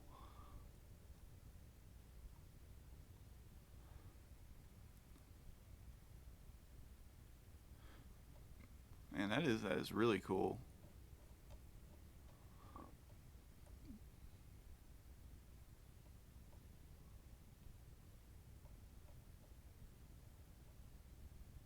Huh. Yeah, I've never seen one in person before. This is the first I've seen this specific body shape. I would have assumed, like, if someone just sent it to me, I would have assumed it was like a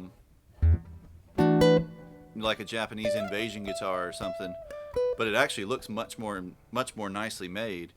Like when you see it up close, like it looks like really nice quality woods and good quality workmanship and stuff.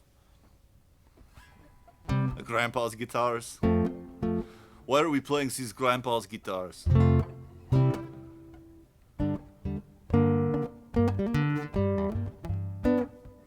How much would it's hard to say, dude. I mean, it looks like the type of thing that I would stumble across at a yard sale or something and get it really cheap. On the open market, that's almost impossible. Like, unless you can find several examples of ones that have sold, I don't know.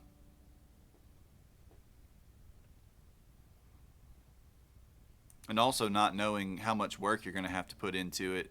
And a lot of the parts look pretty custom or pretty unique to the guitar rather than off the shelf kind of stuff. So I don't know. I mean, is that one for sale there local to you?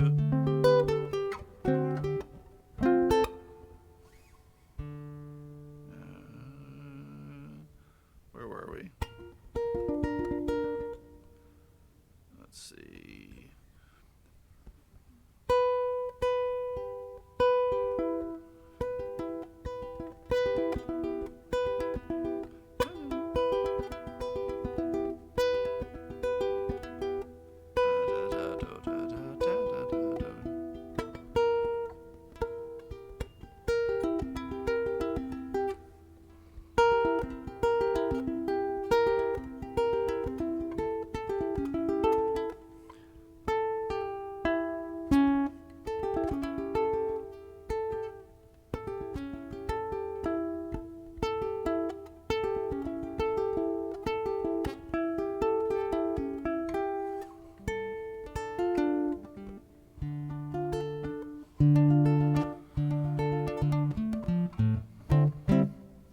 Like that looks like, I mean, that looks like a legitimate quality instrument.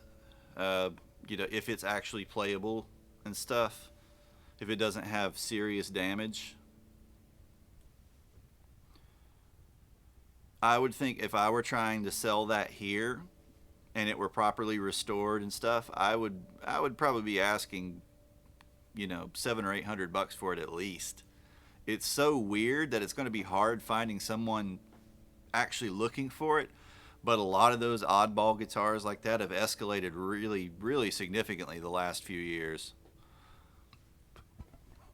It would be it would be kind of a speculation, it'd be taking a chance on it. I wouldn't pay that much for it. That's what I would be trying to sell it for at minimum.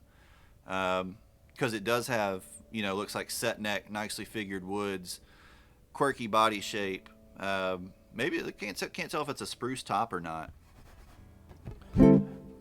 just from those pictures. But I wouldn't be asking anything probably less than $600 or $700 for it if it's legit. Because I mean, even some of the like the Grecos and stuff like that, some of the cheap, funky Japanese hollow bodies from the '60s these days will bring nearly that much. Some of the Taiscos and things will bring that much.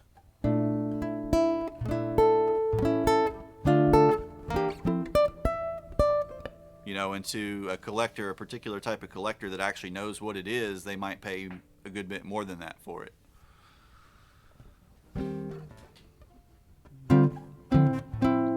That's of course, pending inspection and making sure there's no cracks, no serious structural damage, that you can actually play the thing.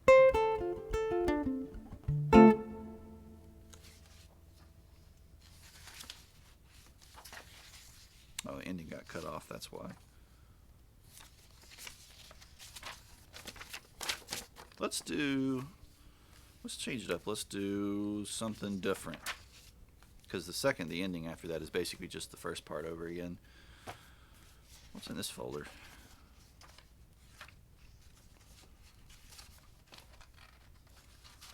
I don't know what that is.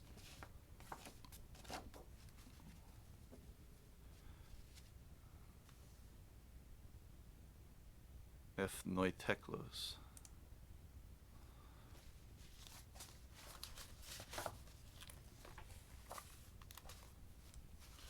Oh wait, yeah, I was gonna find.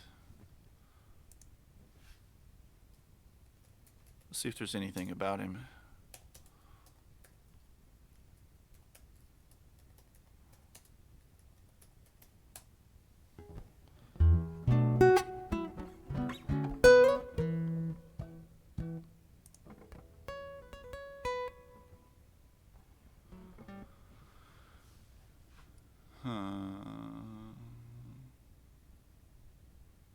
There's no pictures left, but it looks like there is a Spanish language blog that sold one in 2009. Whew. That's probably not too useful.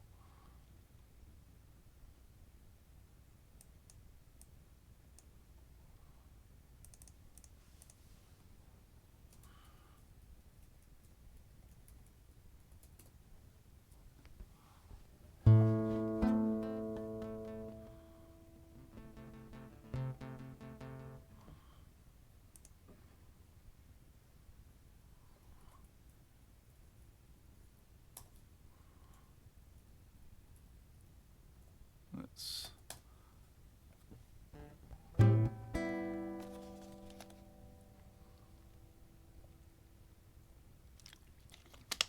Ooh, hey, there's a YouTube video of somebody playing one.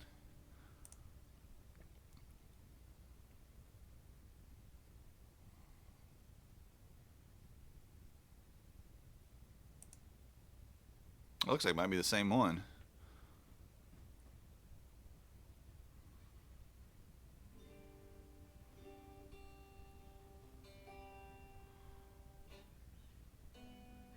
No, it's slightly different.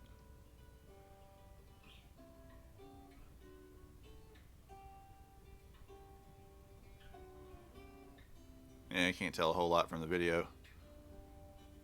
Guy's playing Blackbird wrong.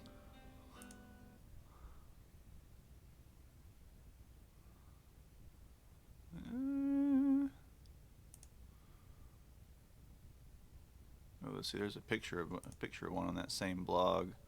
It's got different electronics.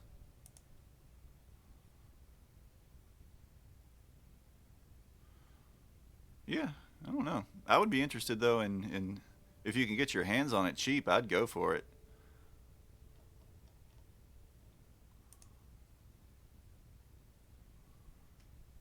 You know, like I said, it'd be kind of a gamble, but it is really cool.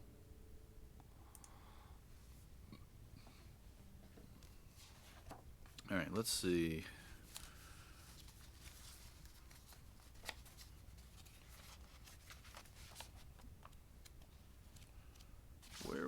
Where did that other piece of music go?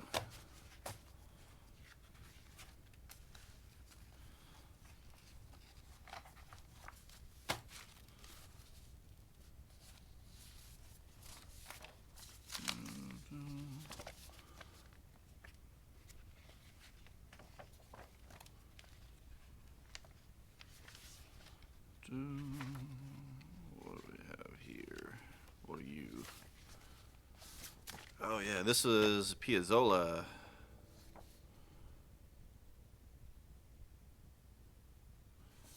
This is probably hard.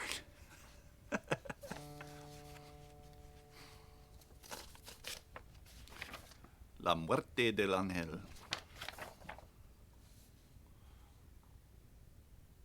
Yeah, that looks... Well, we'll save that for another day. That looks pretty rough once you get into it. There was... I don't know where it went. I had this cool little arrangement of a Brazilian piece somewhere. Is it in this one?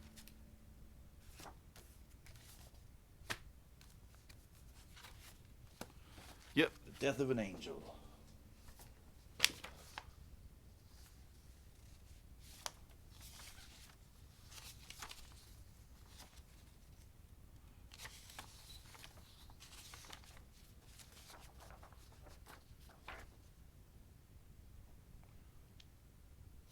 Oh, yeah, I found that piece of music. I don't even know what it is.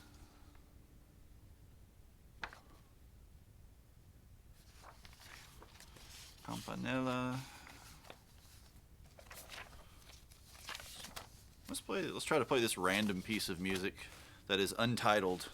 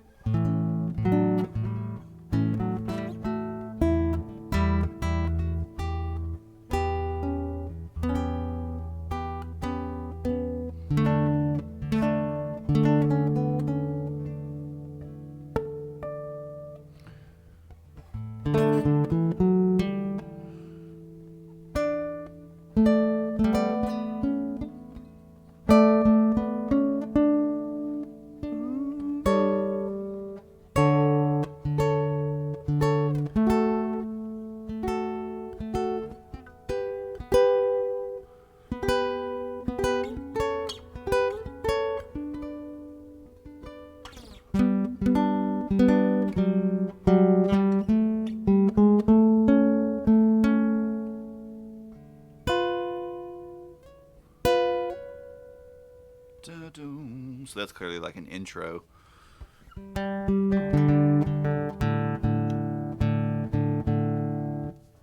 There's no markings at all, nothing on the back. No, guess not. All right, let's see.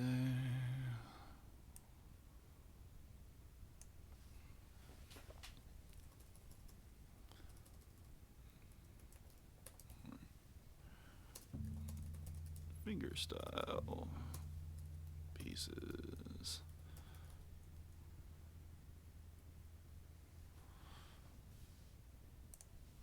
You know, a little like cramp in my elbow when I turned it out that way. All right, so 1 and 2.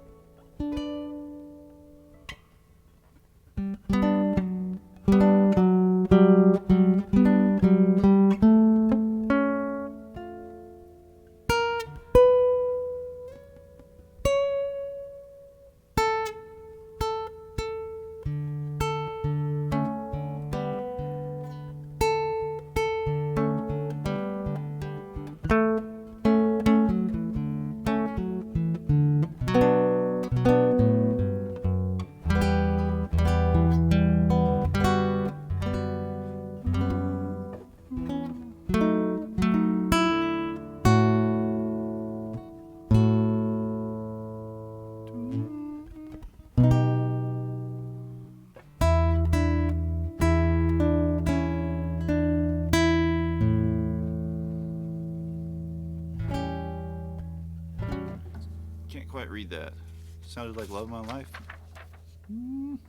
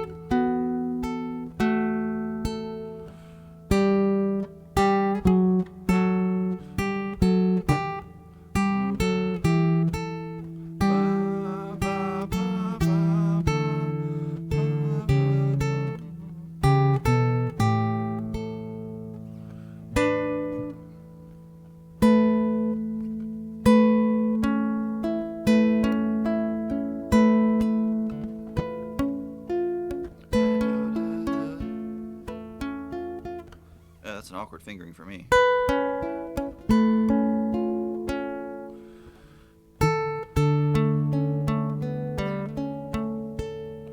One and two and three and four and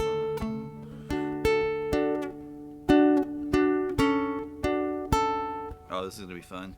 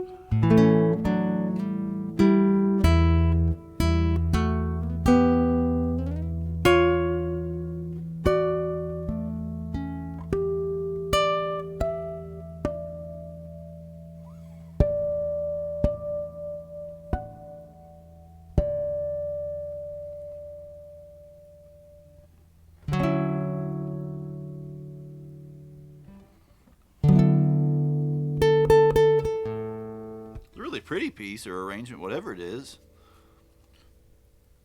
I wonder. The guy that I studied under used to have a YouTube account. I wonder if it's on there somewhere.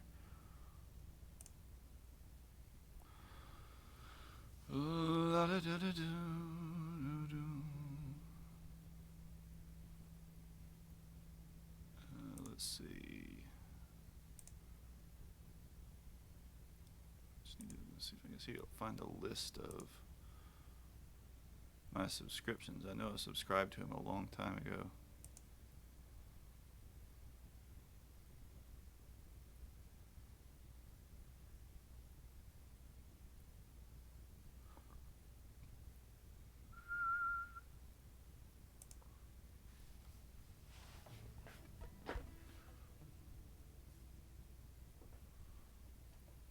Well, I don't know. I can't find it. Maybe he took it down. I don't know. Really pretty little piece though. 1, 1 and 2 and 3 and 4 and 1 and 2 and 1 and 2 and 3, 4, 1 and 2 and 1 and 2 and 3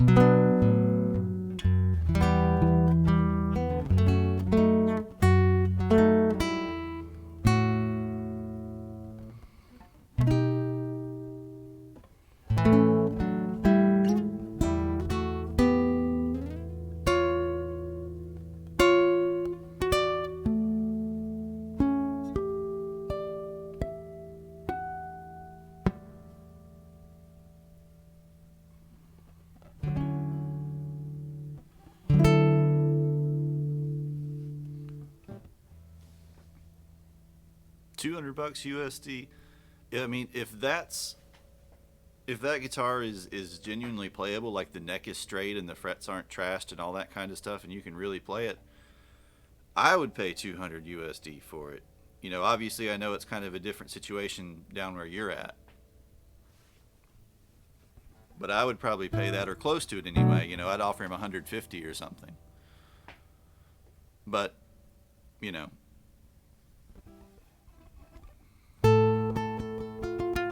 that would be in the context of the U.S. market, you know, and reselling it here, because I would be pretty confident I could make good money on it here. I don't know about down there.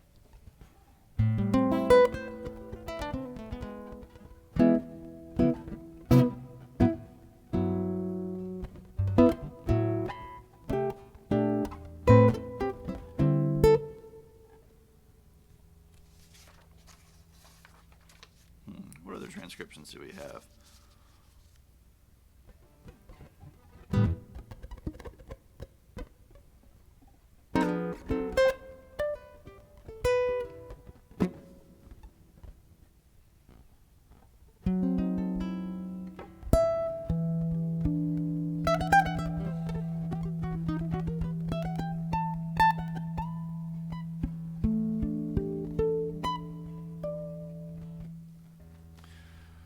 Well, here in the U.S. market, the electric would almost certainly be more valuable than the acoustic, unless the acoustic is really fancy. Like weird electric guitars are much easier to sell than weird acoustic guitars.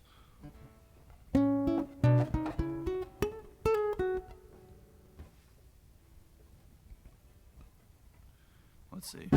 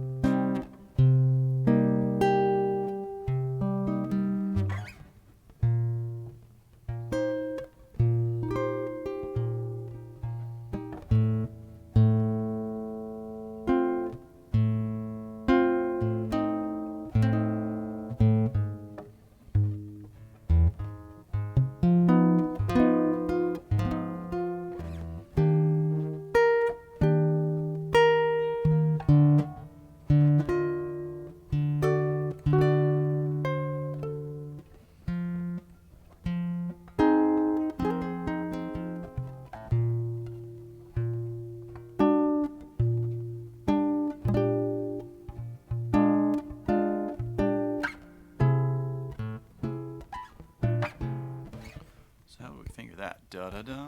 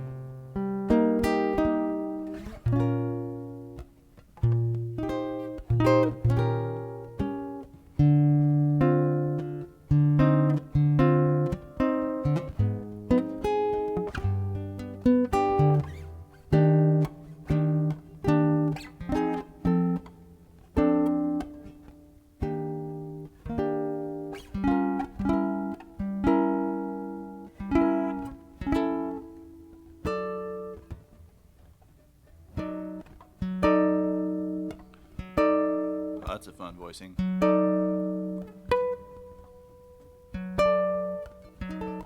Weird looking frets.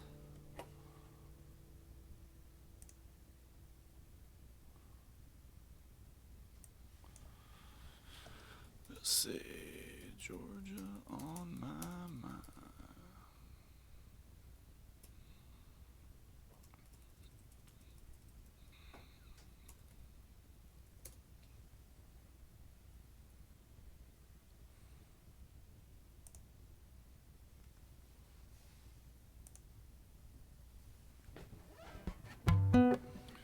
Well, I mean, if you can get away with just crowning and crown and polish versus having to, refret or fully level or anything, then you're probably okay. And if the neck itself is straight and the truss rod works, etc. Let's see.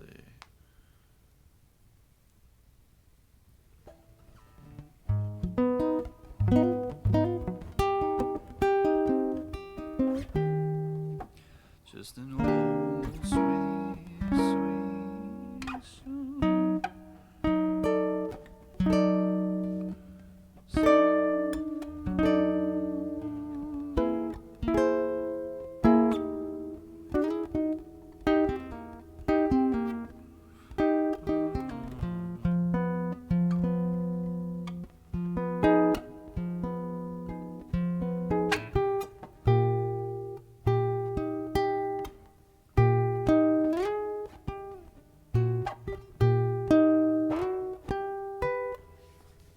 Do, do, do.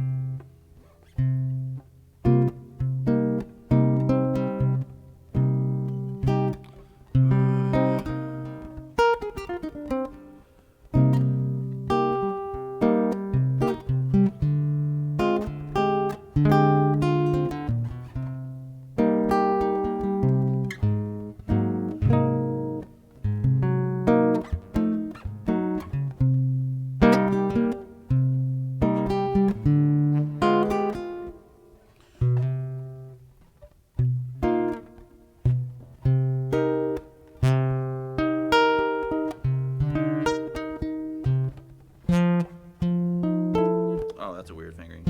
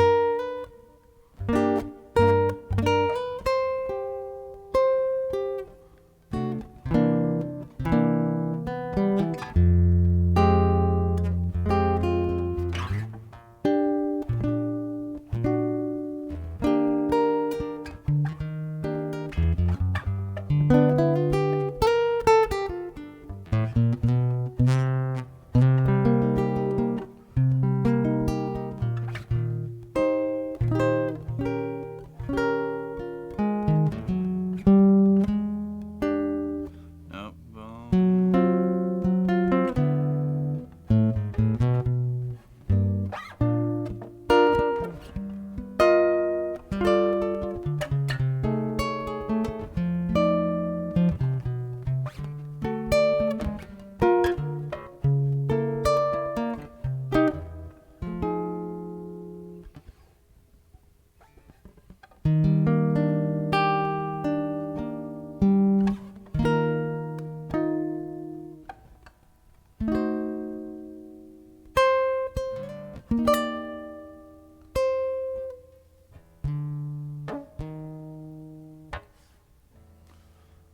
Do, do, do, do.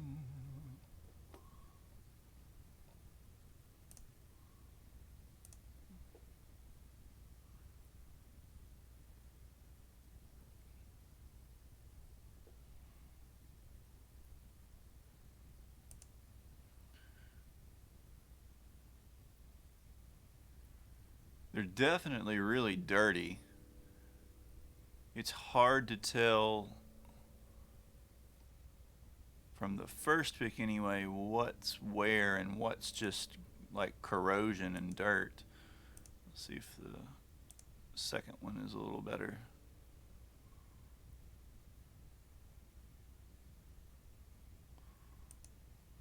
That action looks really high.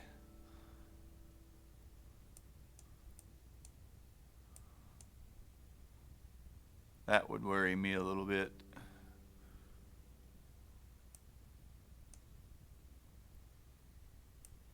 You know, if it needs a neck reset or something, then you're looking at serious work. If that's not just the bridge being cranked way up.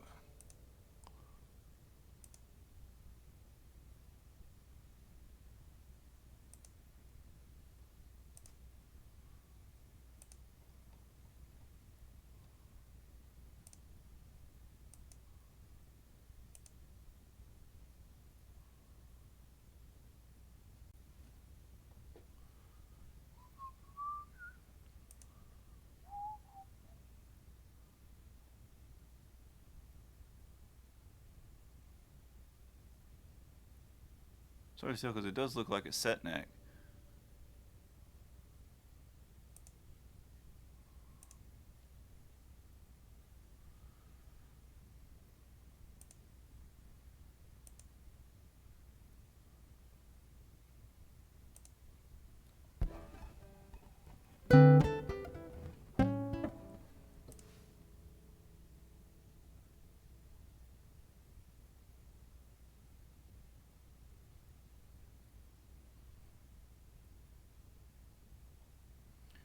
I almost wonder if it's already been refretted or messed with in some ways, or if it's just shrinking, because it looks almost like there were binding nibs over the ends on some of the frets, and on a couple of them it's like pulled away and the binding is more kind of rough.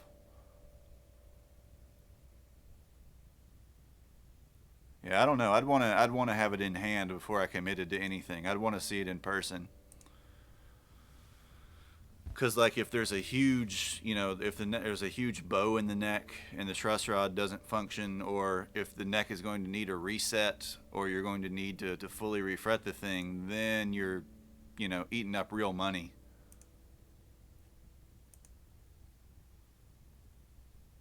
In fact, I don't know if I can even see a place to adjust the truss rod, if it even has one.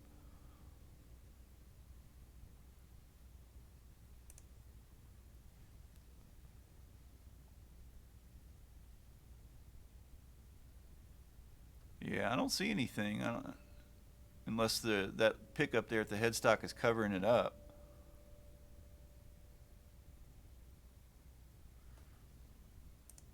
Yeah, I don't know. That would make me really, really nervous about it.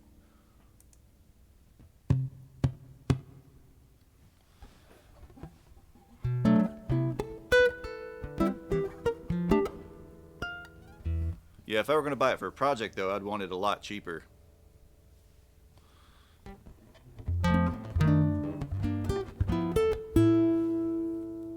If you have to put serious work into it, then you're going to want it a whole lot cheaper.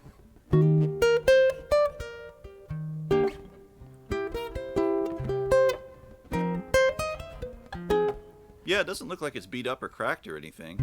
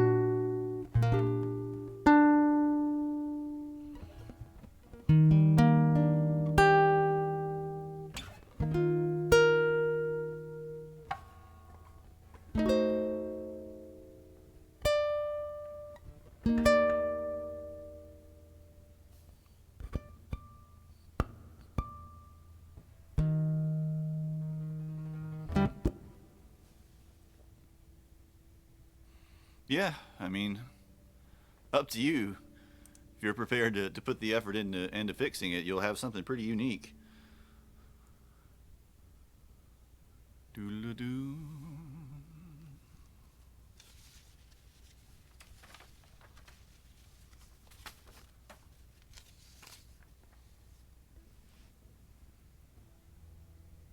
Let's see what we have here.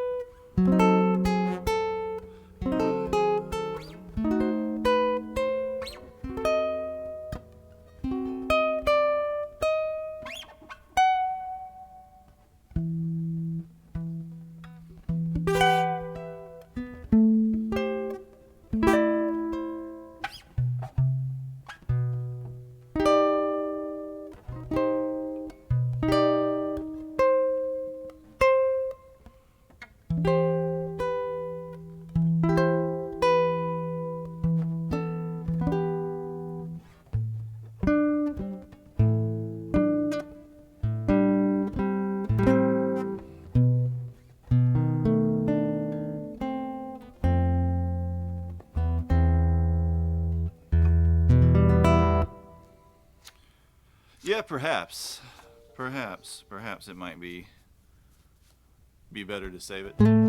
Metal B79, thanks for following. Welcome to the stream. How are you?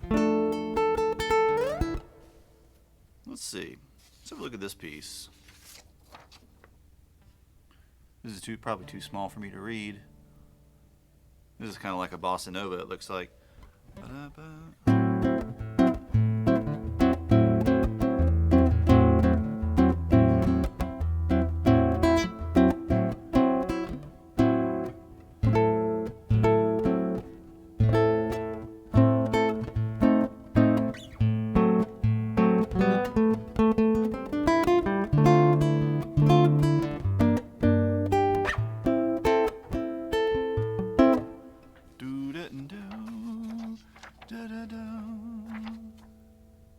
Shoot, man, I need one of the, I need a magnifying glass over this to be able to see this.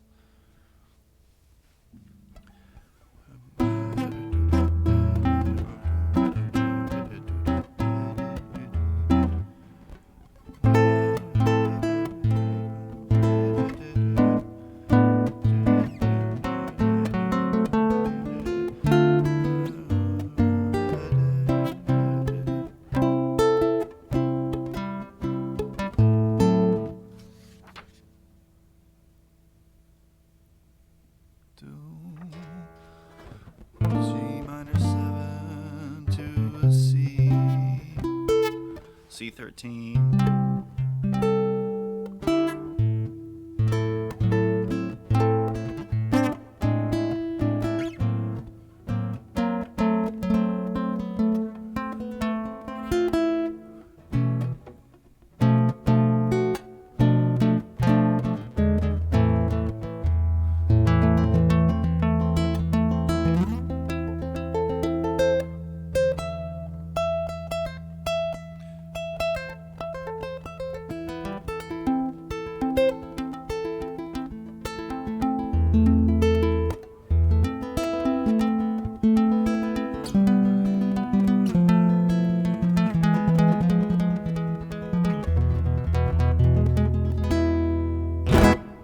Kind of a fun fill in the middle of this.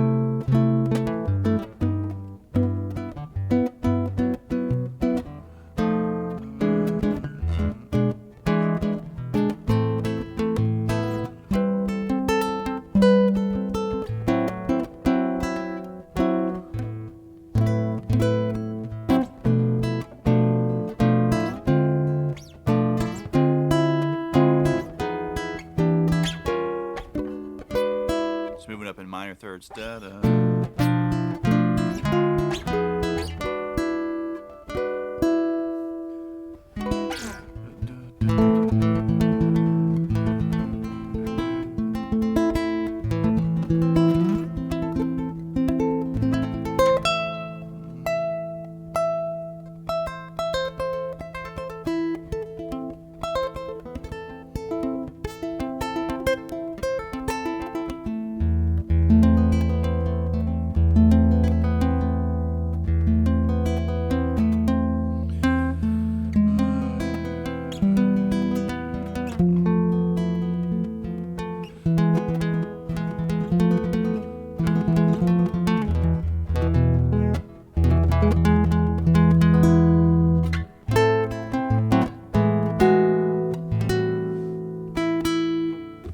So let's see, that is the Danza Brasileira by Morel.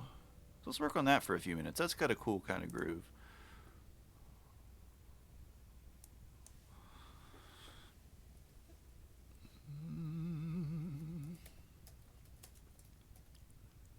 Brasileira. Brasileira.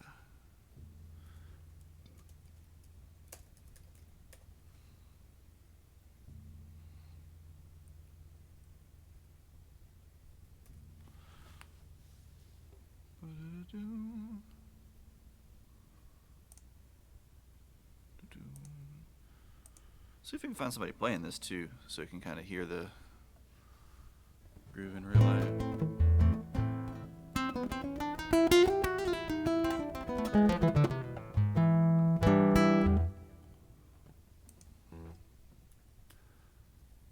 Danza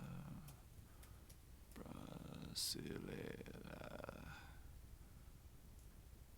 No, I don't want the sheet music. I got the sheet music.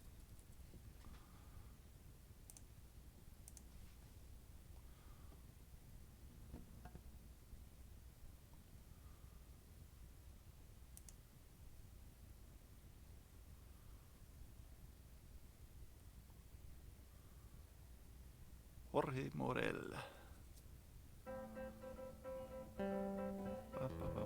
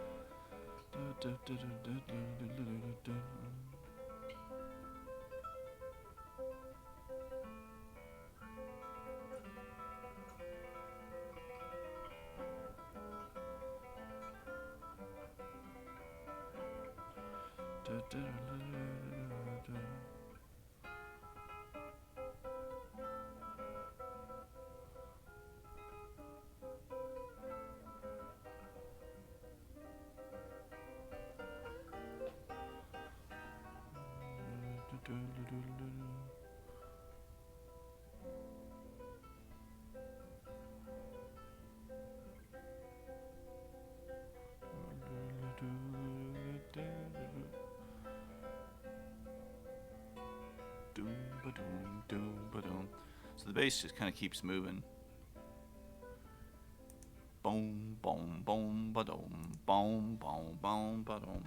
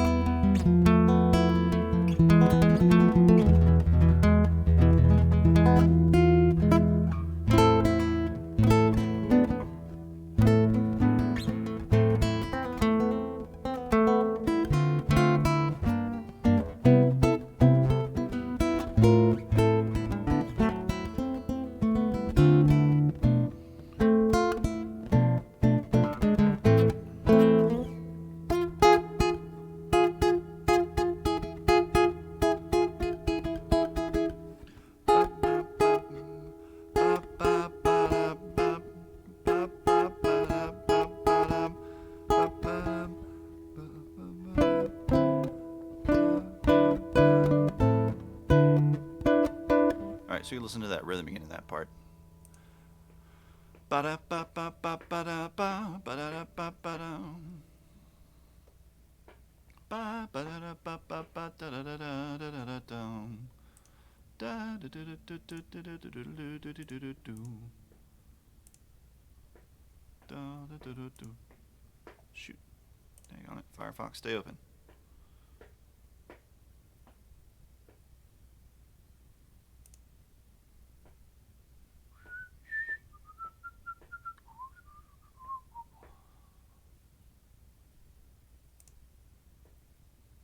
So let's see, that part's probably around here.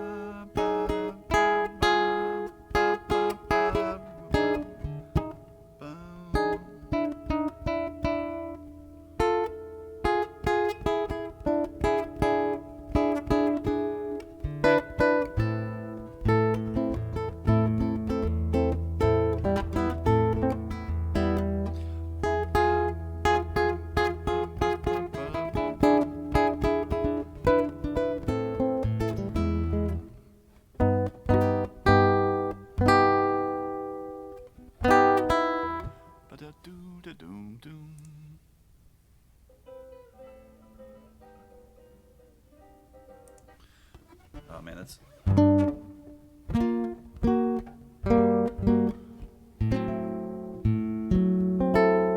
definitely not the right voicing on this chart. So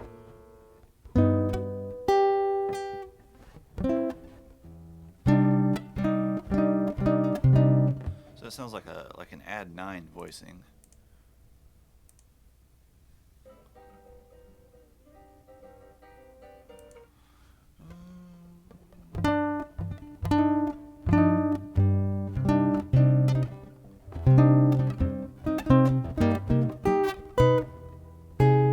To find a better chart than this. This chart is not correct when it comes to that section.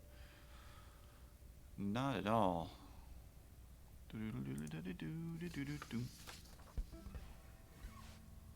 What else do we have?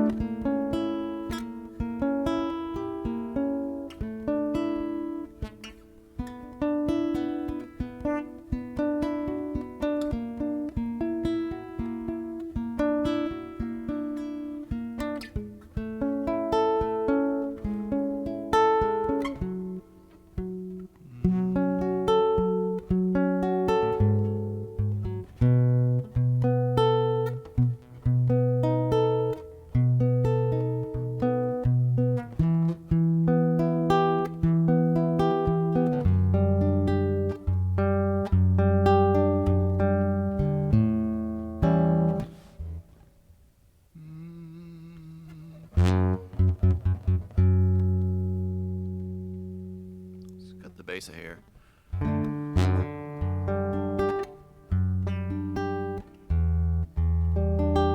wonder if this is supposed to be in drop D.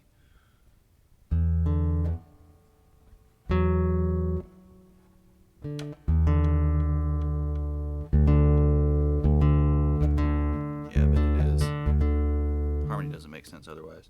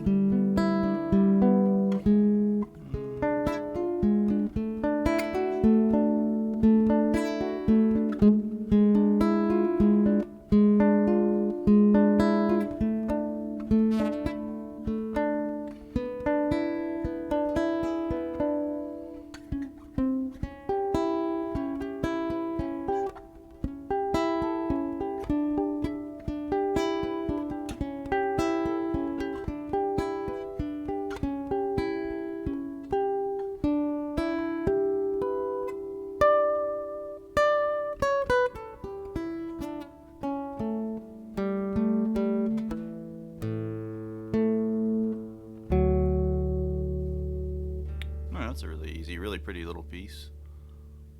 Let's run through that a couple more times before we wrap up.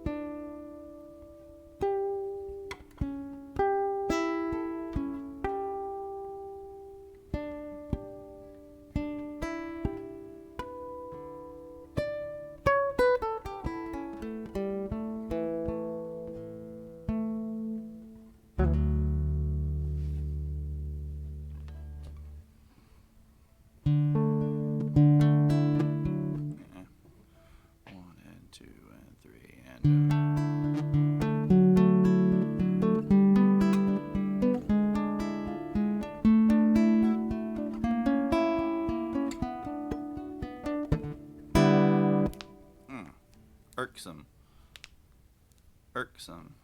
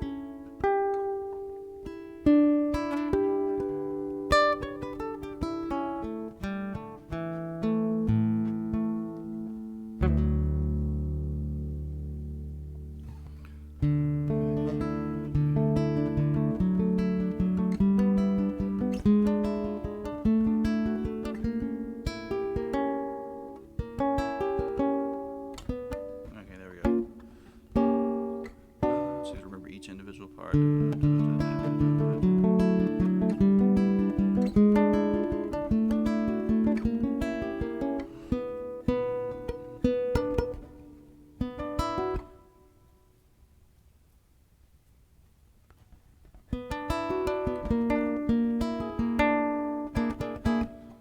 A little bit wider spacing. Keep accidentally dampening out that bottom string when I finger that. That one.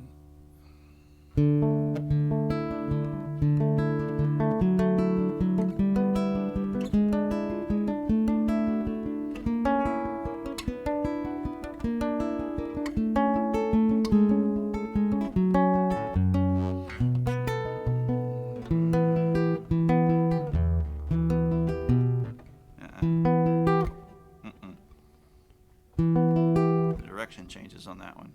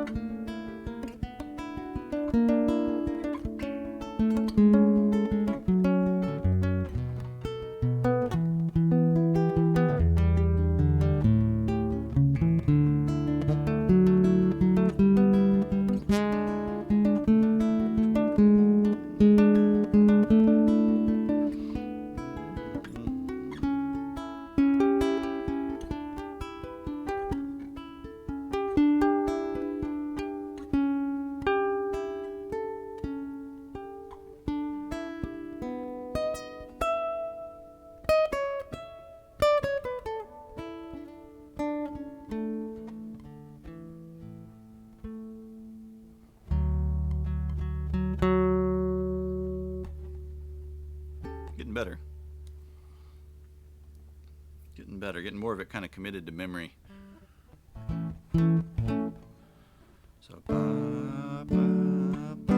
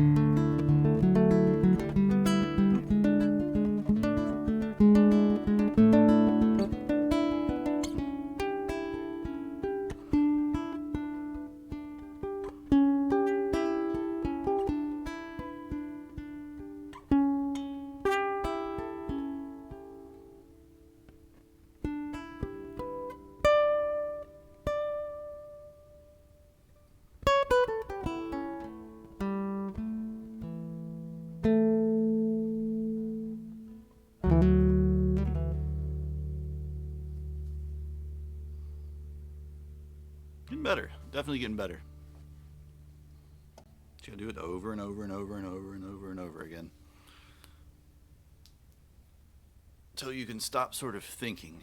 We kind of talked about that before. The less you can actively think about it as you're playing through it, usually the better off and more coherently you'll be able to play it.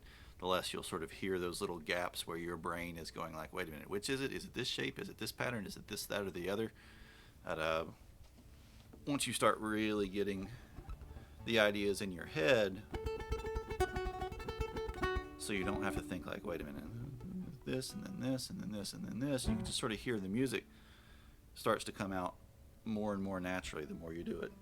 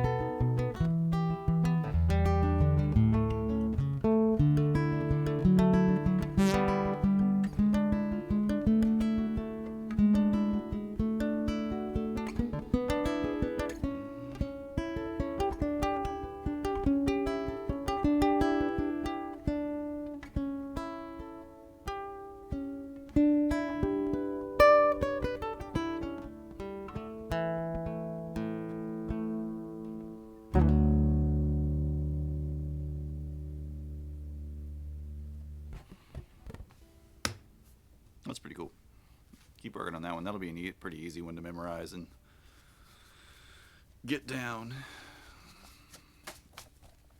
Alright, so let's see. I want all of the classical stuff in this folder.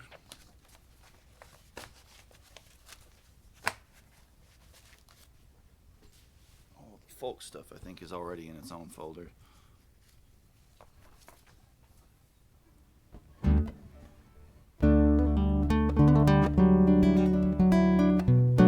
Alright, well, we broke 3 hours. Slow stream, though.